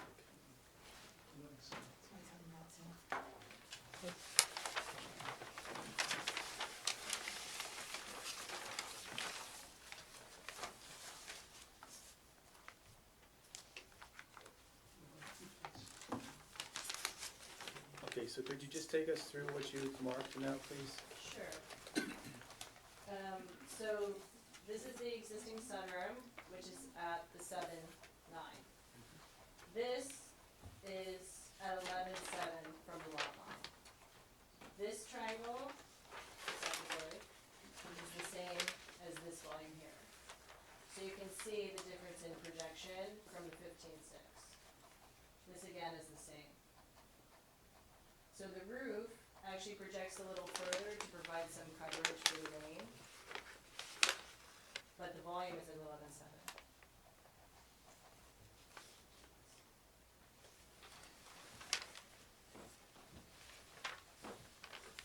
Okay, so why don't you give that to Eileen and she can confirm. We're gonna mark it, please? Yeah, we did, A1. And then she can pass that up to Steve.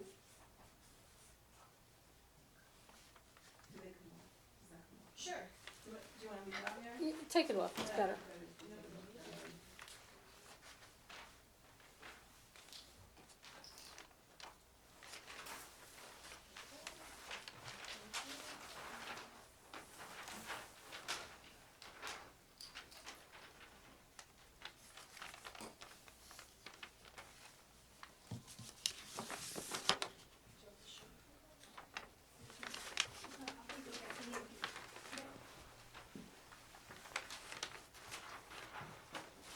So, just so I understand now, what's marked on this exhibit as 7.9, we're really going to be talking about 7.58. Is that right? So where this says 7.9, we're going to be approving 7.58? No, that's the more 7 conservative? That's the left side. So where are we making them, oh, the other side is where we're gonna be more conservative, on the right side? Okay.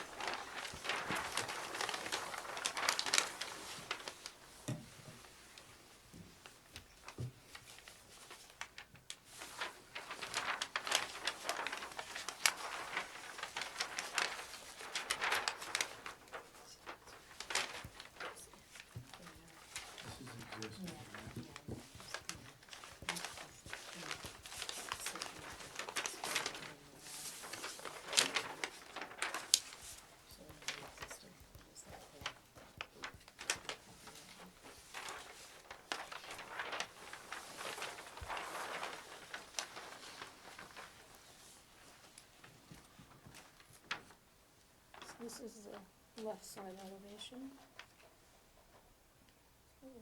This is the front, that's the Yeah, left that's what side. you're gonna see from the front. Yeah. And that's what you're gonna see from the rear.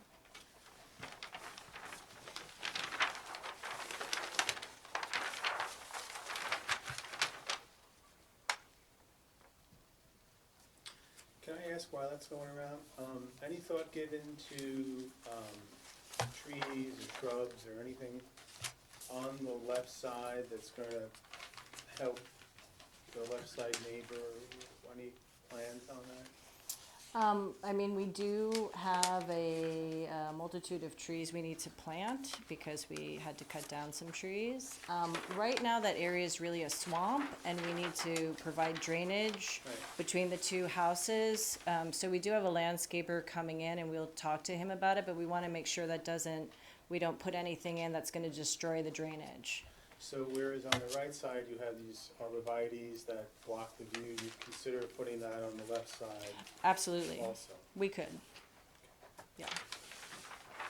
And I think we would probably talk to them about that, because I also don't want them to feel like they have these huge green bushes suddenly in front of them.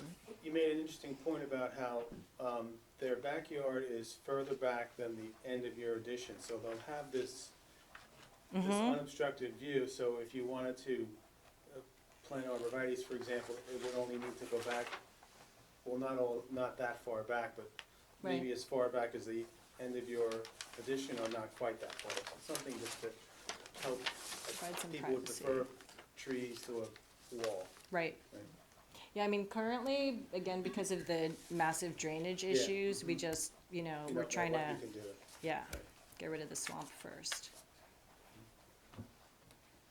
Are there any other questions from board members of this witness? Anyone in the audience have any questions of this witness? Anyone in the audience have any comments he or she would like to make with respect to this application? Close the public portion of the meeting. Board members?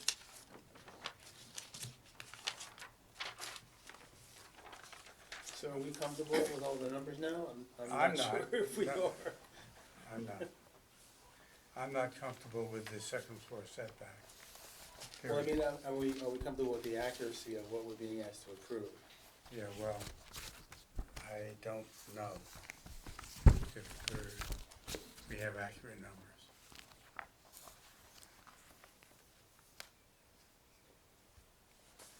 What do we need to get accurate numbers? Because it seems like, you know, they were working off of a CAD file that was provided by the surveyor. So how do we even ensure that we're gonna get Eileen? information to? I take the information I get from the surveyor. I don't typically, I won't second guess the surveyor. Their methods are much more accurate than my scale. But is given it, is it the that there's? setback is the critical issue here, and I would think that the surveyor should have put those measurements Well, on no, the survey. surveyors they don't all put. They don't always put all Sometimes setbacks. they'll just count your house because you pay for everything that they, and I don't know the size, but, you know. I can tell you, the survey was done in October 9th of 2018, and it's a survey of the existing dwelling. Yeah. So. That's what the survey is. It's a scale and I think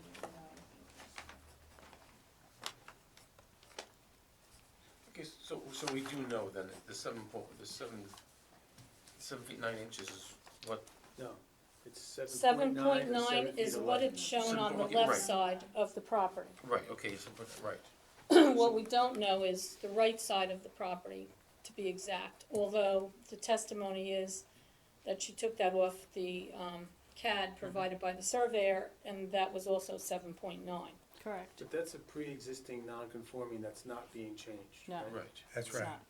And if we're going with a more conservative 7.5 or something, that's, Well, let me tell you what my thinking is, and I don't know if there's anybody who's as concerned about it as I am. The second floor, the portion of the property that's in excess of 18 feet in height should have an 18-foot setback.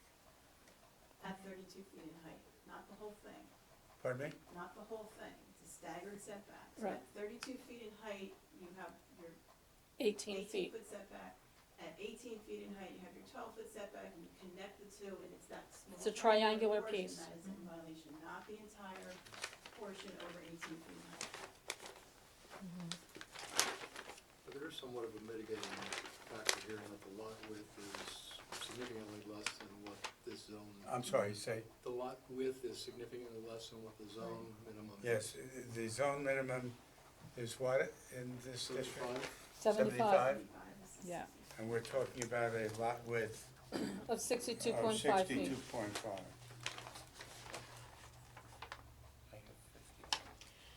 It's 50 feet at the rear property line, but when you measure it, according to the zoning Oh, I ordinance, see you what you're measure it saying. at 62.5. It comes out to 62.5. That's And- why I thought a row of arborvitae or some similar plant might be a good idea. I don't even know that there's room to put an arborvitae between the side of the house and the property line. Especially if they have to have 12 some sort of drainage there to mitigate the swampiness of the property. I paced off the distance between, now it's very, I didn't bring a measuring tape with me, but I found the two houses, the actual houses themselves, were about 25 feet apart. I don't know whether that's consistent with the pictures or this looks a lot closer Yeah, than 25 feet. this is 16. Right. Yeah, more like 16 feet. That's at the existing sunroom.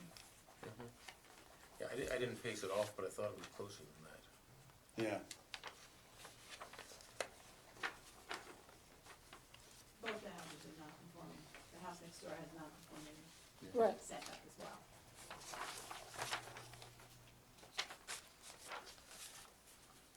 We don't actually have to consider the distance of the other house from the property line, right? That's not something we're being asked to consider. Well, we don't have to consider it, other than the fact that the application is to put a new portion of the house on this lot, and you have to take into account, it seems to me, when you do that you've got an existing house next door. The other house might be in violation of today's standard as well, but the question is, what is the hardship? I assume there's a hardship argument being made here. What's the hardship that requires this house to violate the side yard setback? And I haven't heard the hardship yet. Can I speak again? Yes. So, I mean, the existing condition, and I actually did bring some photos. The current house is really uninhabitable. It's just been left for many years with no repair. I don't know, I have 8 copies, which I don't think are enough, but can I? Well, let's mark one, what are we on, A2? A2. A2. A2, and hand that one to our board secretary. The others can be passed out. So it's literally rotting where it stands. There are places where you can put your fingers through the siding. There's also a considerable amount of water coming into the basement because there was never any drainage plan done properly. When we purchased the house, there were lots of dead logs in the back that we understand the municipality had to go in and cut trees because neighbors were worried they were dangerous, so we removed everything and cleared the grounds. And our goal is really just to make this in line with the existing Wyoming streetscape. I do have another, which I guess I could call it A3 now. These are some of our neighbors' houses and the current sizes of their houses. I don't think there's any question that the house you're proposing is gonna be a welcome addition, you know, to the street, and it's gonna look, you know, it's gonna be a great replacement, it's gonna be certainly an improvement. I guess the issue that's been raised is that you don't want the neighbors on the south side, you know, to be looking out their windows and feel like they're looking up at, you know, some sort of a miniature skyscraper or something. It's encroaching on their property. I mean, we can certainly, even with the drainage is currently right on the lot line, and though we do need to dig that up and put a new pipe in, I think we'll have at least 10 feet between that and our proposed staircase. So that is certainly enough space to plant something like arborvitae, if that's something that, to create a shield.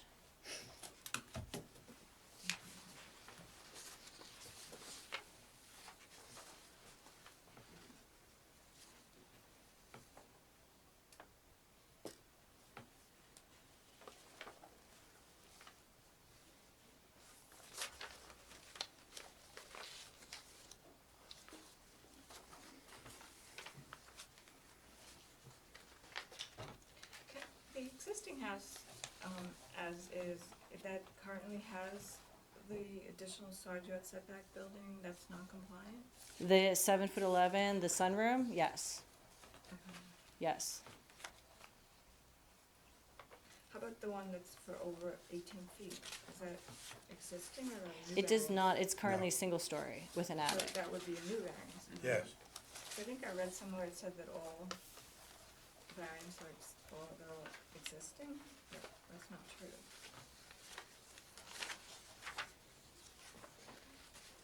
I think it would be appropriate to break these down. Okay, all the variances sought are existing non-conforming, where there's I no don't think it makes remedy? any sense because So that's not if true we then? don't get all, we should get all. I believe that was because we didn't have the existing 218 feet. But yes, you're correct, that is not true. Statement is 16.6, right.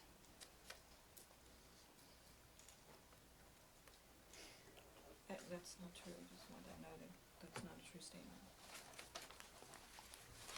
I'm sorry. On page 3, number 11. All the variants sort of existing non-conforming where there's no remedy, that's not a true statement.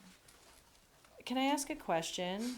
In that condition where we have multiple facades, what is the best way to calculate, in fact, the setback? Do you use the most restrictive? Do you use the one that takes up most of the area? Do you use an average of surface area, some kind of weighted surface area? For the above 18 feet. Since most of it is in fact the 15.6, and we only have a portion that's, So you're only seeking relief from the portion that's in violation, so when you do the triangle, it's just that portion that's in violation, it's not got it. the whole portion of the structure, because it's a staggered setback, so it's like 30 foot above, you go over another 3 inches. Thank So you. it's a stagger. Well, one of our members has just stated sotto voce that the answer to number 11 is not correct. All the variances sought are existing, non-conforming. Yeah, I believe that was a That is not so. clerical error, and I apologize to the board for that. Well, let me state on the record where I stand, and then board members, you can do whatever you want. If there was going to be one motion to adopt all of these, to grant all of these variances, I would vote no. If there were separate motions for the variances on the right side of the house. I don't care about those because the other house, and the testimony supports what I saw. The other house is not going to be affected at all.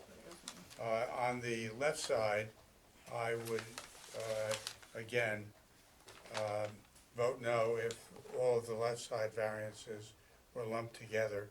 If the left side variance over 18 feet were to be separated out, that is the one that bothers me. Why does it bother you? Yeah, I'm curious. Because too. it's too close to the other house. But it's a small triangle. I don't know, when you say it's a small, I don't know, has the witness indicated how big that Yeah, triangle is? how many square feet is that triangle? The drawing.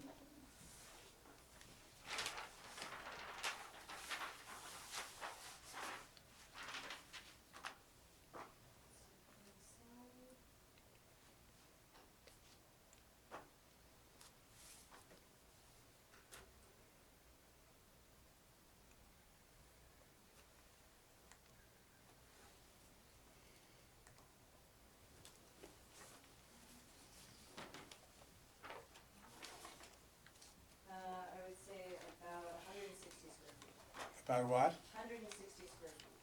150 or 160. 160. 160 square feet.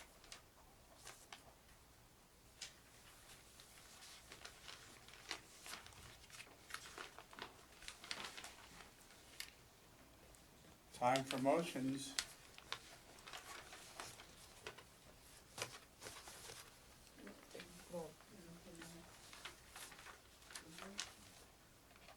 So you want the board to vote, or do you want the opportunity to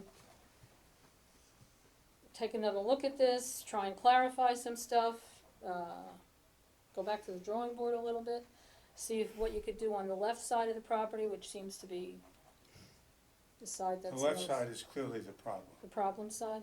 The left side above 18 feet. Well, the left side is the problem side. Now, where you have an existing non-conforming, that doesn't really bother me. But Anything new that's going to maintain violate- that same nonconformity or extend it to a second floor is problematic for you. Yes.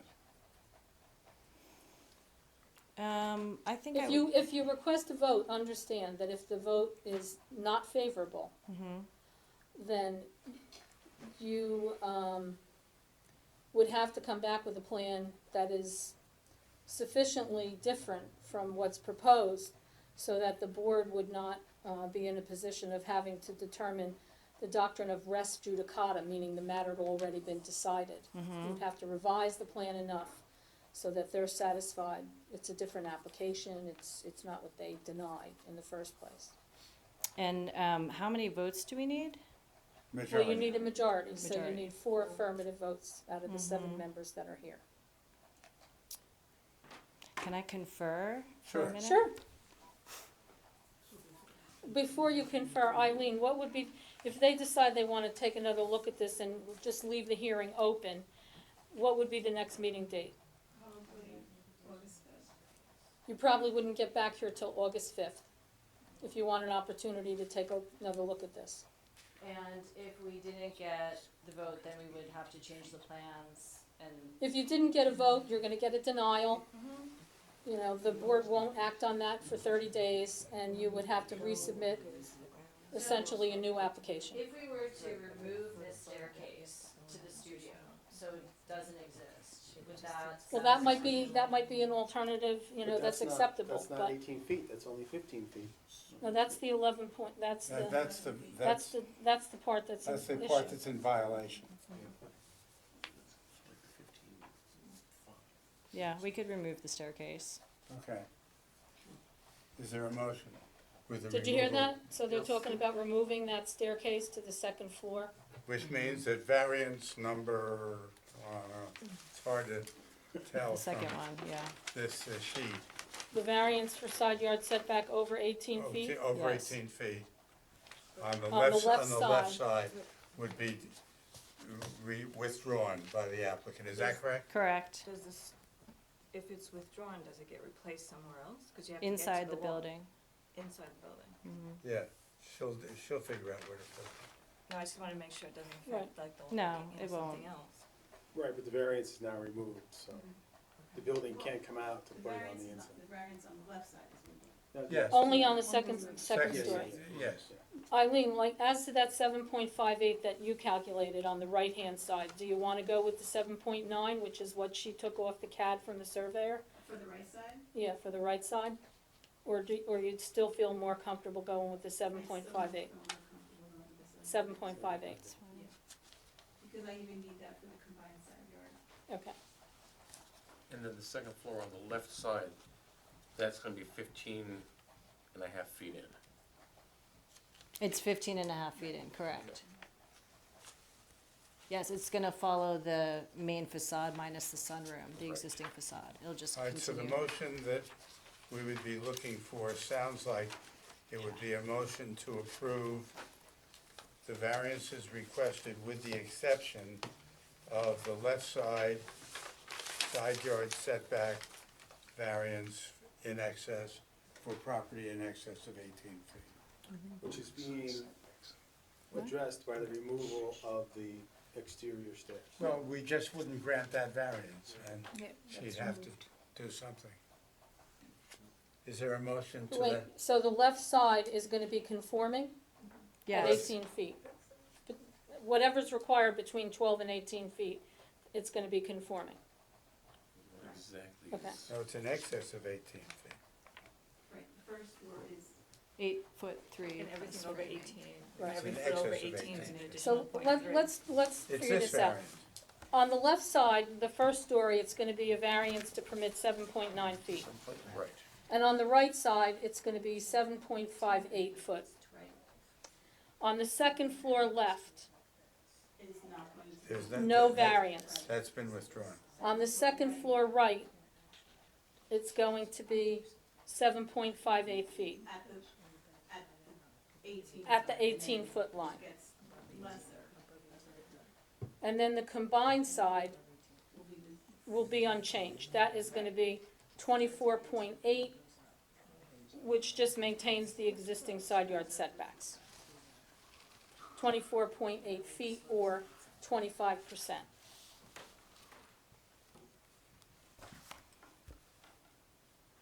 All right, with the, Okay, does everybody get that? and we'll get revised plans. Yes. Oh, yes, the Yeah. plans will have to be revised. is there a motion? Is there any issue with the landscaping, or are we gonna defer that to the forester, or what are we gonna do about I that? think we should, especially because of the drainage issue. Because of the Instead drainage issue. imposing something on Right. them, I would, So Yeah, let the revised, so forester- conditions would be revised plans to be submitted, Mm-hmm. and landscaping on the left side, they're gonna confer with the township forester to provide a buffer, an evergreen buffer. Okay. To the extent, yes, to the extent that he The extent possible. deems Right. appropriate. So I move approval of calendar 3681, subject to revised plans, and deferral to the arboritor with respect to, The landscape buffer. with respect to landscape. And taking into account, of course, that there's been a withdrawal of one of the variances being sought. The left side, And the additionally left side assuming- second, Yes, withdrawal. over 18 feet has been withdrawn. Is there a second? Second. Jody Sharma, Yes. Joy Siegel, No.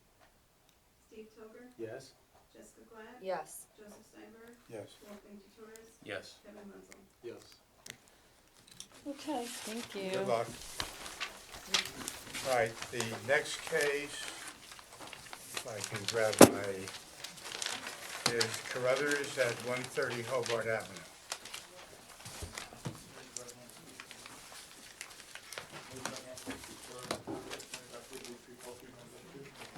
We do, yeah. Sarah Carruthers.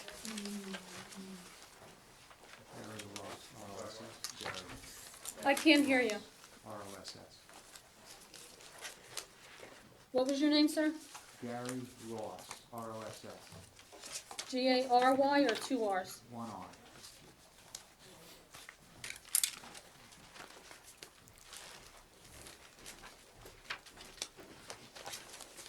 Okay. Okay. I've lived in this house for 52 years, like you, and this fence, which I have a picture of here, has been in existence since probably 10 years before I bought the house in 1967.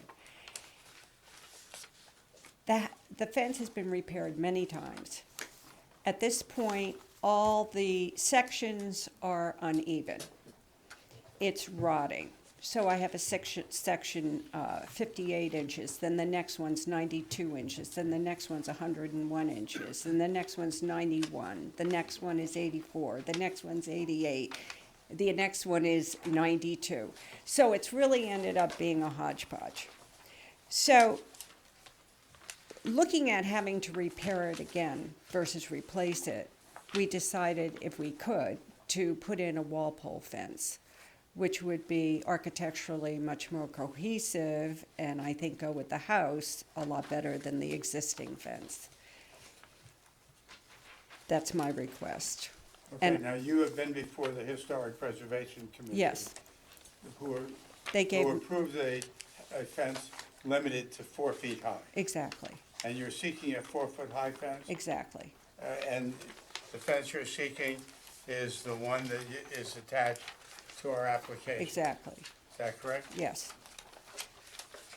You can assume, by the way, that the board members have been by and have looked at the property. Well, this is something I think everyone has driven by. Maybe they've wondered, you know. I've driven by a lot and I've never wondered. Oh. Okay. So let me just confirm that you're looking to replace the fence that appears on your survey in the front yard of Hobart Avenue and then runs along the side of the property. No, it doesn't. It just is on the front. All right, well, there is a wood fence on the side of the property, which doesn't exist. It's on the other side of the driveway. So it continues on the other side of the driveway, but it's just along the front. of the- Okay, not on the driveway side. If I'm facing your house from Hobart Avenue, Right, is there a fence on the left side of the property? yes, here. Oh, On the left side? oh, you're, No. no, Okay. There was in Well, 1968. there was when your survey was done. That's a So that doesn't 1968. exist. No. You're strictly talking about a fence along the front property line on Hobart Avenue. correct. Okay. Thank you. Any questions for this witness? Any questions from the audience? Any statements in the audience? I have a question. Do you Yeah. know how high the current fence is? I know it is, they 4 are feet 4 at feet. the 4 height, feet to the, yeah, to the highest point? yeah. Does the fence have any purpose other than decorative? Pardon me? Does the fence serve a purpose other than decorative? No, I mean, I've always liked it. Yeah, I like it too. It's just sort of, you know, and it's been there, you know, when I bought the house, and I like it, that's all. Yeah. You know, and as I said, you know, cars have hit it, it's had to be repaired, it's kind of now rotting and a hodgepodge, and I thought that I could do better. Well, front yard fences are prohibited in Millburn Township, but I have to say that this house has had a fence the whole 52 years that I've been driving. That's right. Past it, and it would look naked without the fence. Thank you. I Which think apparently my the judgment. HPC must have agreed, because it Yeah, I says guess they agreed with it me. replaces a fence that's been on the property for 50-plus years. Yes. Is there a motion? Motion to approve. Is there a second? Second. Judy Sherman? Yes. Joyce Hill? Yes. Steve Cover? Yes? Walter Fischer? Yes. Joe Mazza? Yes. Jessica Black? Yes. Joseph Steiner? Yes. Thank you. You'll like it. We'll like it, I'm sure. And I hope you enjoyed yourself tonight. It's better than the movies and it doesn't cost anything. Really? All right, the last case is Rio. Hi. There you are. At 75 Farley. Do I Let's just? swear the witnesses in. so I raised my hand. Okay.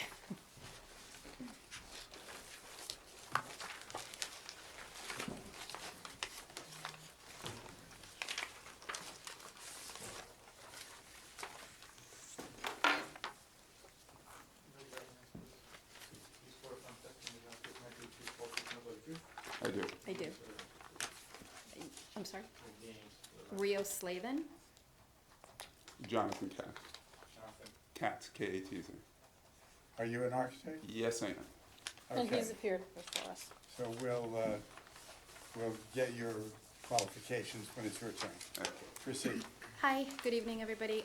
So we're seeking a variance to turn our one-car garage into a two-car garage. My husband and I moved to the town in 2011. We love it. We were coming from the city, and a one-car garage felt like a luxury. And now having sort of lived in the town and have multiple cars, one of which always has to be in the driveway, and then my mother also comes and stays with us, so there's 2 cars in the driveway. We'd love to be able to expand it and make it a 2-car garage, to be able to keep as many cars inside as possible. Just the last couple of winters have proven that to be really necessary, as well as just from a safety reason. And you need 2 variances. Yes. One, because the garage faces the street, Oh, okay, right, and the other is the side yard setback variance. correct. Want to tell us a little bit about your next-door neighbor on that side? Sure. Well, they didn't exist when we moved in. And I think the house was built in 2013, lovely family.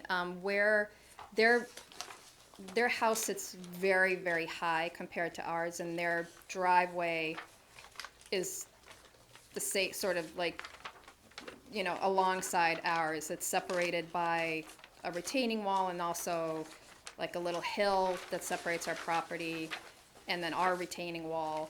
And so where our garage ends in the back, their house hasn't even begun. And I don't believe, like, if they're in their driveway with all the trees and the plantings, I don't even know if they can see the top of our garage. So I don't think, I'm not really sure how it would alter their lives if our garage is a little closer. Is that what you mean? Okay. Yeah. Yeah. That's what I mean. Yeah, I can't see them, and we plant, I mean, we've planted a lot of stuff to make sure we try to get more privacy, but I don't think they'll see. Oh, so, I don't know if you can see the house. We should mark that. You have a. I have that as marked as Exhibit 1. You have A1. marked A1. Oh, A1. We'll put an A on it. Applicant 1, Okay. A1. And we'll call that a photo board. And you're going to talk about that when it gets to your turn? I will. Okay. Mr. Katz, all right. Thank you very much. Are there Sure. well, let the record show that there's nobody in the audience. So I'll skip asking questions about whether people want to ask questions. Board members, If I could, questions? of the witness, Yeah. tell us about your neighbor across the street and how you think that this addition garage will impact them. I mean, our driveway faces their driveway, so if, I don't know if it helped, no, we don't have a picture of it. So, like, when we pull out, so like, that's the end of our driveway to pull out on the street, that's their driveway.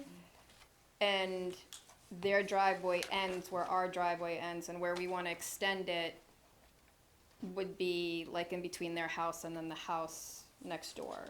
So, I don't even, I think the only way they'd see it is if they came up their driveway. Yes, that was the question really that we want an answer to. When they look out of their front door, they're gonna be They see able- my front door. Are they gonna be able to see your driveway, your garage expanded? If they're looking at their front door, I would say no, because where their front door is, there's a long way, and they're set back and they're down a little.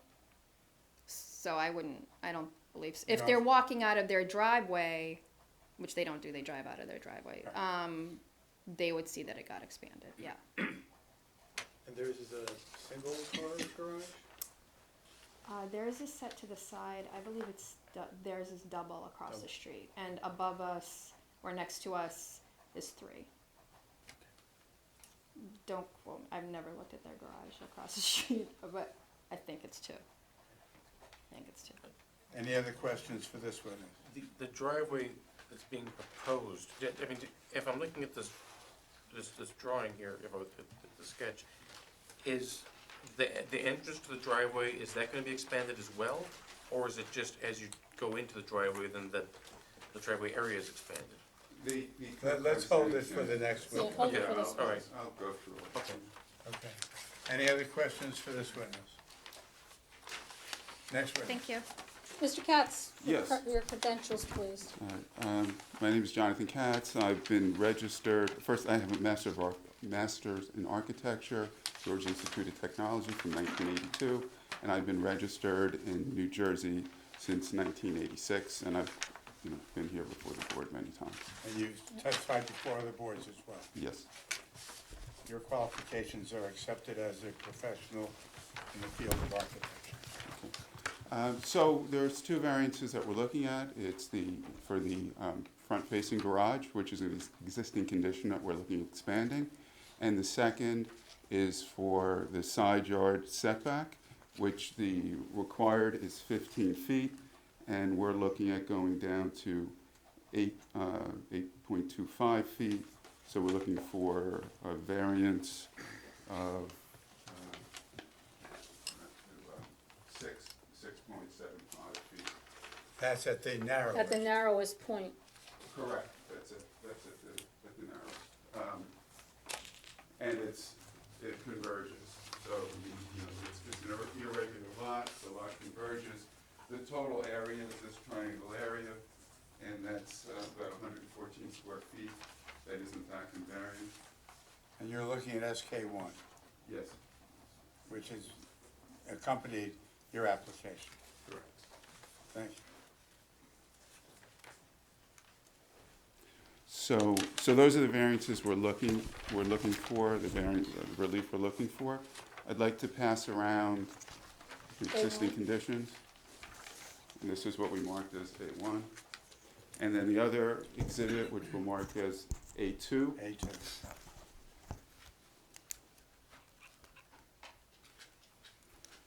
Is a photo montage of what the proposed addition is going to look like.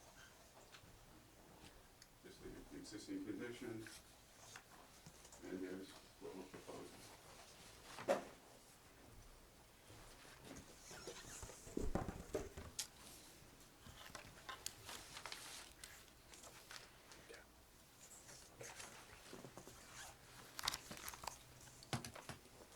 So I'd like to go through some of the unique characters of the site. As I've mentioned before, that it is a irregular shaped lot, so it is converging on the addition.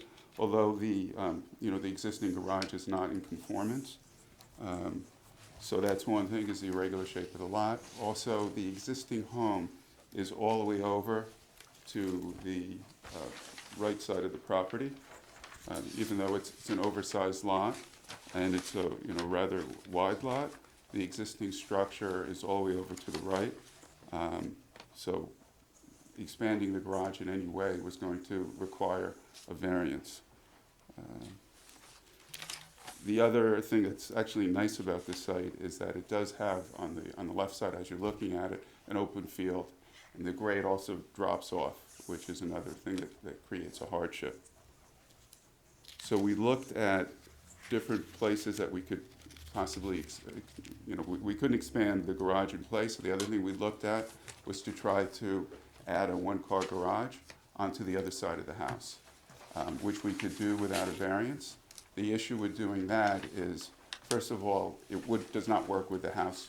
The kitchen is on that side, the grade is much lower, so it doesn't function with the existing layout of the house itself. So that's one issue. The other issue is if we did that, we would create a lot more disturbance to the land, to the grade, and also a lot of impervious area. Right now, we're only, increasing impervious area. I think it's under 400 square feet.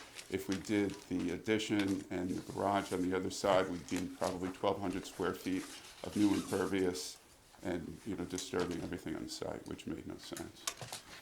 So those are, alternates that we had looked at. One other thing is that we feel that we're leaving the garage where it is and expanding it is in keeping with the aesthetics of the house and keeps the house balanced, whereas on the other side it would not be.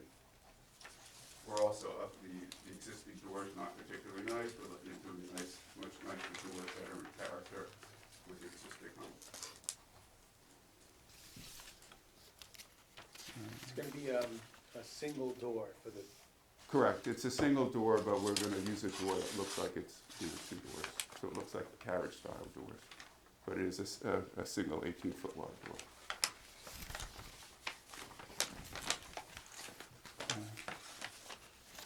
And then lastly, I think that the relief can be granted without detriment to the zoning or in any way whatsoever. One, because the lot is irregular in shape. As I mentioned before, expanding it in its present location has much less impact on the neighborhood and the property, the grade, the drainage, than doing a conforming garage on the other side of the house. One other thing that we started that Rio started mentioning before is that the neighbor's property is very much higher. There's a 4-foot retaining wall and a hill and an additional 6-foot retaining wall, and then their driveway is there, so their 3-car garage is probably over 30 feet from the property line on that side. And the new garage, the side of it is going to be acting as a retaining wall, so it's going to have very little impact to the neighbor on the right side. And then lastly, if you look at all the other zoning requirements, we're well under on everything. The building coverage, the proposed is going to be 8.95, 14% is allowed. Lot coverage, we're proposing 23.3% when 35% is allowed. Building height, where the addition is going to be about 17 feet, 35 feet is allowed. Floor area ratio, we're about half of what is allowed. So given all these items, I feel that this variance can be granted without detriment to the zoning ordinance. Can you hand me the exhibit that's lying on the table? Yes. I just have one question. I'm looking at the view number 4, and I saw when I went there a very beautiful stone wall that's in the front of the garage that looks like it acts somewhat as a retaining wall. Now that's going to have to come down, right? Right, we're looking at rebuilding that wall. That's really my question. That's a wall in the front yard. It's existing? Yes. They're taking it down. Taking a Can they portion of it replace down. it even if it's more than 2 feet high? Yes. Okay. It's a beautiful wall. Don't throw those stones away. Any other questions? So, just, the opening of the driveway, is that changing as well, or? No, the curb cut is staying as is. Okay, so then that smaller retaining wall, that's simply being adjusted then to Correct. accommodate the larger driveway? Correct. Okay, and then the second retaining wall, I think it's like a 6-foot retaining wall, is that being touched or anything? No, it's not. Okay, because it does, okay, no, that's fine, okay. Any other questions for either of the witnesses? I'll close the public portion of the meeting. Board members, comments, questions, motion, whatever. Make a motion to approve. Motion to approve. Is there a second? Second.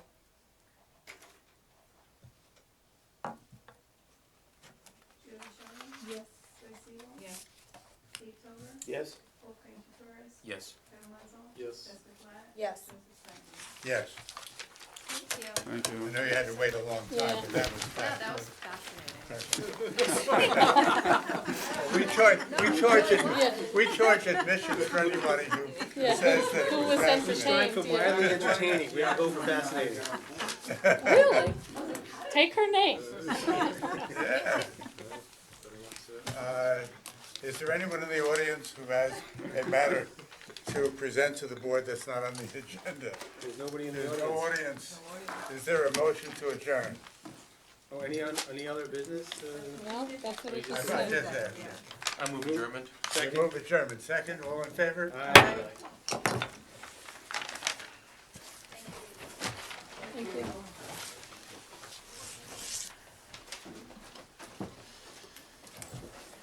What she didn't say was that when I was there, she had her mother working. No. That's good. She had her mother working?